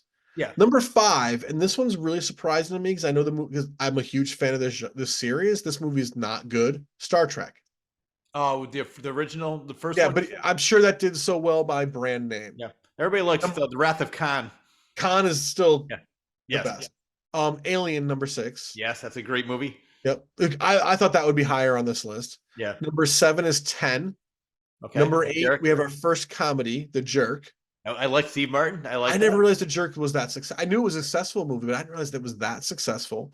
You know what I didn't realize? That Carl Gottlieb wrote that. Gottlieb wrote that, yeah. Yeah. Moonraker is number 9. Wow. Yeah, which was of its era for Bond films, but it did that well. And number 10, beating out our topic tonight, is another movie that we talked about earlier. The Muppet movie was the number one. Wow. The number I'm surprised 10 that Justice for All didn't make it. No, Justice for All did not make the top 10. But the Muppet movie definitely deserves to be. The Muppet movie was a sign of its times as well, but that movie still holds up as its movie. You know, some 70s movies, some movies of any era don't hold up. Yeah. But if the Muppet movie came out now, it would still be hugely successful, you know. But the Warriors wasn't in the top 10. It didn't do the gangbusters they expected, and then it found its audience on home media. Yeah. Whether it was HBO or Showtime or Cinemax or the movie channel or on home video, it found its real audience after the fact. And that's a cult classic, you know, because not only did the audience find it, but the critics reevaluated it as a great movie. Yes. You know, they liked it then, but they loved it more later. I think part of it was the critics at the time weren't ready for this movie. Mm-hmm. Critics 10 years later could go back and be like, I just watched The Warriors now that it's out on videotape or DVD, and I'm going to write a new review, and this movie is great. You know, a cult movie, a cult classic versus a cult film. Just a cult film like The Room, people don't go to it because it's good. No, they're going to it because the camaraderie of the weirdness. They're going to it because it's a bad movie that they can have fun with. There's only one movie I think treads both, and that's Rocky Horror. I was going to say that, yeah. It's a cult classic on its own, but it's also a cult film because it has this audience that will always go see it. You know, if The Warriors was getting a national reissue this week, we'd go to a half-filled theater. Yeah. Which I did. In Connecticut. But a national release. Like if Fathom Events was doing it this weekend, they'd do probably 2 screenings, and both screenings and whatever theater they're showing it in Connecticut would have, if it had 300 seats, there'd be 100 people showing up. Mm-hmm. Where if it was Rocky Horror, it would sell out. Rocky Horror is like the Grateful Dead of movies. Yeah, but it's way better than Grateful Dead. I'd rather listen to Rocky Horror soundtrack than any Grateful Dead record, for Oh, the record. you and me both. Yeah. Well, give me Grateful Dead's greatest hits in the Rocky Horror soundtrack, and that Grateful Dead's greatest hits is still going in the garbage can. Fucking time warp every time. Time warp every day. But there's a difference between cult classic and cult film, and The Warriors is a classic. Yep. And that's what's cool about it. It took a while to find its audience, hence the cult side of it. That's the long-term audience, but it's a classic film. And I think the people should just leave it alone. Don't with it. Movies are being made to this day because of the inspiration of the Warriors. Oh yeah. No one, I'm gonna tell you right now, no filmmaker that I've ever met says Kramer versus Kramer is why I want to make movies. But filmmakers I've met, Warriors is up there why I want to make movies. But no one's using Kramer versus Kramer as an example of why they want to make movies. Nobody's saying John Derek's 10. That really got me pumped up. Yeah, like it's 10. But you know what it was? Oh, Derek. Like boobies. Yes, exactly. And 10 is a good movie. 10 actually is a good movie. But imagine if it was Bolero. Oh my God. But that movie, but there was way more boobies in Bolero, but the movie sucked. And what's funny is some people might say Bolero's a cult classic. No, Bolero might have a cult following. It's not a cult classic. It's a cult movie. But people like it because how bad it is. And I own The Room on Blu-ray, and it's signed by Tommy. Yeah, I know. You told me that story. I would love to have. I have a framed photo of Tommy over there, signed right now, framed of him, his headshot. I love The Room, but I'm not going to tell you it's the best movie ever made, and the audience just had to find it. That movie's garbage, but that's why it's so fun. I was going to say, I'm glad he finally, I think, is in on the joke. He knows that before he was so angry about it. He's almost like Stephen King with Kubrick's Shining, where no, this is not right. But now he realizes, you're right.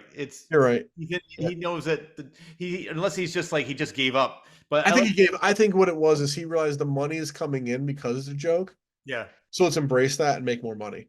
Yeah. He's not a fool. The guy's a millionaire to start with, so if he can make more money off the fact that it's bad, bring the checks. Yeah, honestly, God, if somebody came to me tomorrow and said, "Oh my God, everyone goes to see Head to make fun of it," I'd be like, "Really? I know. They're making fun of my movie, but they're paying to see it? Where can I go? I want to be a part of this. Where do I sign autographs? I'll bring DVDs to sell. I'll market my shit. I don't care." Oh my God. Yeah. I'd be the same way too. It's I have when we made Head, it was supposed to be serious. Yep. And then we were editing it and we're like, it is puppets. It is funny. We understood. And it's still kind of an unsettling film, especially if you get into the story, you kind of forget it. A lot of people say, I forgot it was puppets. And I was into it. Yeah. Great. But still, some of the jokes only land because it's a puppet. Some of the scenes are only good because it's a puppet. If we made that same movie with actors, no one would even remember it now. Mm-hmm. It would be another shitty horror movie. But because we did a whole movie with puppets and played it straight, it's a horror comedy. Yeah. The whole Head is a cult film in some way, not a cult classic, but we have an audience for that movie, and people still I get emails once a month. People I just saw Head, holy shit, and that's I just wish it was even bigger. I wish we could build the cult of Head. Yep. We'll make that part of the Scientology show. Every episode will bring up Head somehow. We have to. I'm telling you, man, I got to go to the studio tomorrow. I'm going to be looking at how can we move a couch here and put a desk here and make a talk show out of this place? We are going to make this happen because that's a great idea. It's going to be fun. It's just a throwback to the old school talk shows. 2 cameras, Yep. Oh my God. And we'll just do it the Johnny Carson way. Just come. That's what I'm going to say. Yeah, we just bring a guest on, have a stand over, do the jokes, bring them to the couch, talk to them after.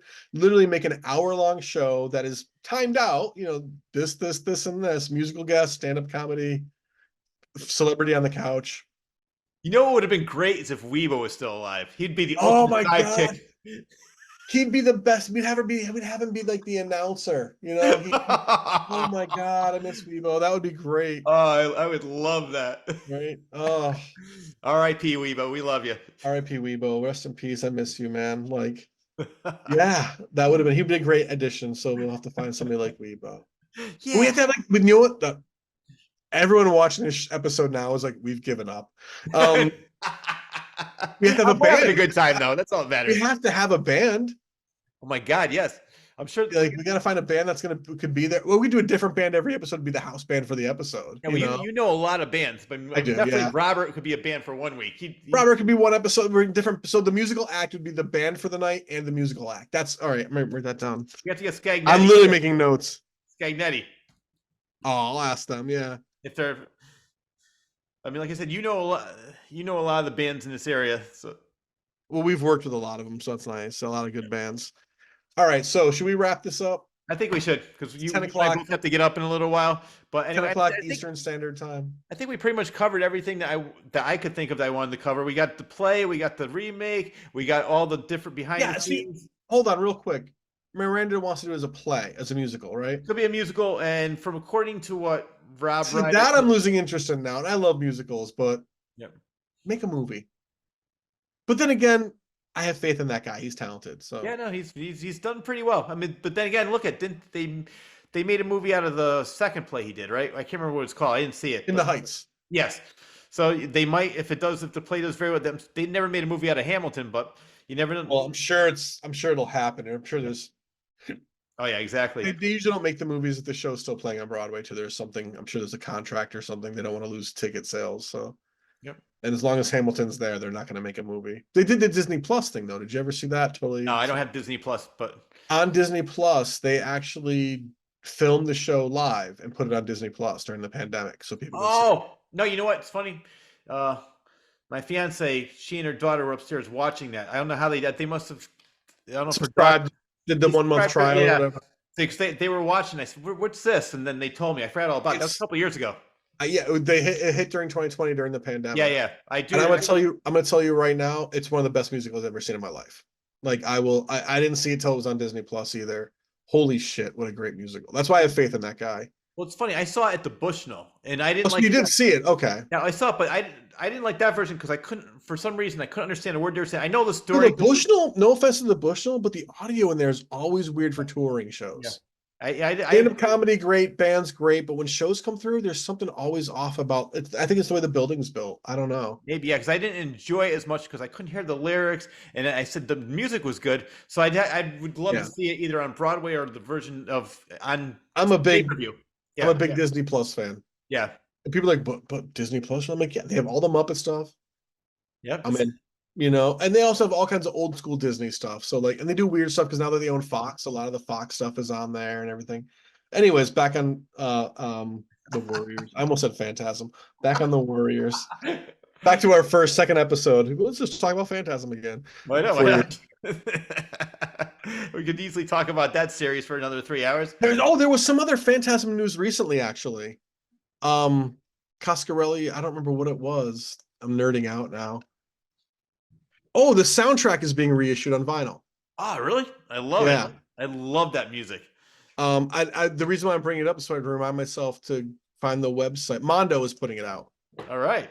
They put out, it's $25. That's not bad at all. Oh no, wait, that's the old one. I think somebody's re-releasing it on vinyl. I can't remember who. It might not be Mondo. I could be lying to you now. But they just announced it, and I'm like, I gotta order that because I missed the other version. So I want to get that on. I love the music. I don't own the soundtrack in any form. So I have the CD I bought years ago. yeah, I'd rather get it on CD to be honest. But like, I can rip this record right to a CD. I have that technology. You have a nice setup in your living room or kitchen, whatever it is. Yeah. Where you have the My stereo setup. dining room is now a music room. Yeah, Like, yeah. I've totally remodeled my dining room to be my music hangout.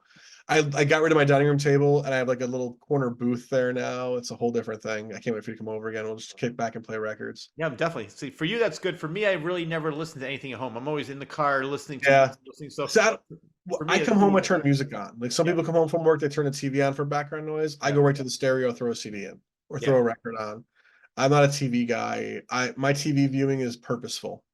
Does that make sense? No, I it only does. turn my TV on to watch something. Yeah. That's me too. I never ever, and mostly lately, I mean, I've been doing a lot of research for all these interviews, so I'll watch Yeah, so a lot of YouTube documentaries. I'll turn my TV on, go on YouTube and do stuff. That's Absolutely. what I do. Yeah. I also geeked out and bought a new TV last year. My TV was dying, so I bought this giant 4K thing and got a 4K player. I have 3 4K DVDs now, and I'm like, oh, it's all the same. Then I saw the Muppets Take Manhattan 4K. I went, Jesus Christ, it looks 3D. Yeah. So like, I'm like, yeah, I'm all about 4K now. But yeah, so Yeah, but anyways, the Warriors. I gotta buy a 4K version. Yes. Well, that's definitely out, right? The 4K? That's been out. If it's not, I'll buy the best Blu-ray I can get. Yeah. Yeah. I know Yep. there's that Arrow video version, which is like a 2-disc version, has both versions of the movie and like all the bonus features from every previous version, that like collectible one. Yeah. I know the archive has it. They just hiked up. They actually advertised yesterday that they got new stock in. It's the last stock they're going to get because it's out of print now. I might drive down there and pick one up if they still have them. Actually, I have tomorrow All right. Well, off. you enjoy your day off. Maybe I will make a trip to the archive. All right. Um, I love that place. For those of you who don't know, in Connecticut, there's a great video store called The Archive. They're part of Vinegar Syndrome. So if you're a fan of Vinegar Syndrome's distribution, these guys are awesome. They're kind of teamed up with them. Yeah. Little promo for people we like. Not a sponsor, but if they want to sponsor us, we're interested in talking. Well, we first started this podcast, I was down there and I was talking about them being on the show, and they're like, "Yeah, please." I saw one of them. Well, they do the Connecticut Cult Classics. One of the people. Yeah. So I talked to them over there too. But yeah, I'll have them come You on. should just get the owner on as an interview, just talk about his love of movies. Yeah, Yeah, exactly. Because I go there and I say, "Oh my god, I love this movie, I love that movie. I can't see, I haven't seen that one yet, but I want to see that one." I can only go in there if I have like $200 in cash in my pocket. Otherwise, I'm going to pull out a credit card and spend too much money. So I have to plan my trips there. Oh, I'm the same way too. Or order online. I'm just going to order this one thing and have it shipped to me. Yep. But if you're a movie buff and you're watching this, check out the archive. Just Google it. Anyways, I think that's what to end it. I think that's one interview that would be great if you and I were both on the show. Like, I would love to, because we just talk movies with the guy. Yeah, exactly. It'd be sort of like this. Yep. And anyway, so John, it's always fun to do this show. I know we might have lost people. This is the best time I've had in a while with this, so this is great. Yeah. Thank you. Yeah, well, so as you talked about, you said you could tell like when somebody's passionate about something. You and I are very passionate about the Warriors. This is a movie that we grew up with. We still love. We know pretty much every line in the movie, and there's nothing that I can say negative about the movie. I think it's great. I love the characters. So that's why it was so much fun talking about. Sorry. I like doing things like that. And on that note, what a whiny bitch! The latest episode of Real Talk. A special thanks goes out to the co-founder, Jon Bristol of the award-winning Elmwood Productions. Also, I got to thank editor extraordinaire, also the great Jon Bristol of the award-winning Elmwood Productions, for always doing a superb job editing this show each and every month and a half, and making it available to all on YouTube. And it's never usually on radio, but I do want to thank Rob Bull, Timothy Quirk. No, I'm just kidding. This show, I never give this show to them because editing it would have been Oh my god! Imagine if Quirk had to edit all my f-bombs. Yeah, I do have to say something. Rob, sorry to he puts them on. He puts them on Spotify. Yeah. So I want to thank Rob Bull for all he does putting on Spotify, iTunes, Amazon Music, Audible, and iHeartRadio. Thank you very, very much, Rob. I really do appreciate it. And once again, I love having you on the show as a co-host for this show every once in a while. And I know you want to do Kubrick night. So if you're listening to this, we will do that soon. Lastly, but definitely not least, we need to thank you, the viewer, for always tuning in. Enjoy your day, everyone.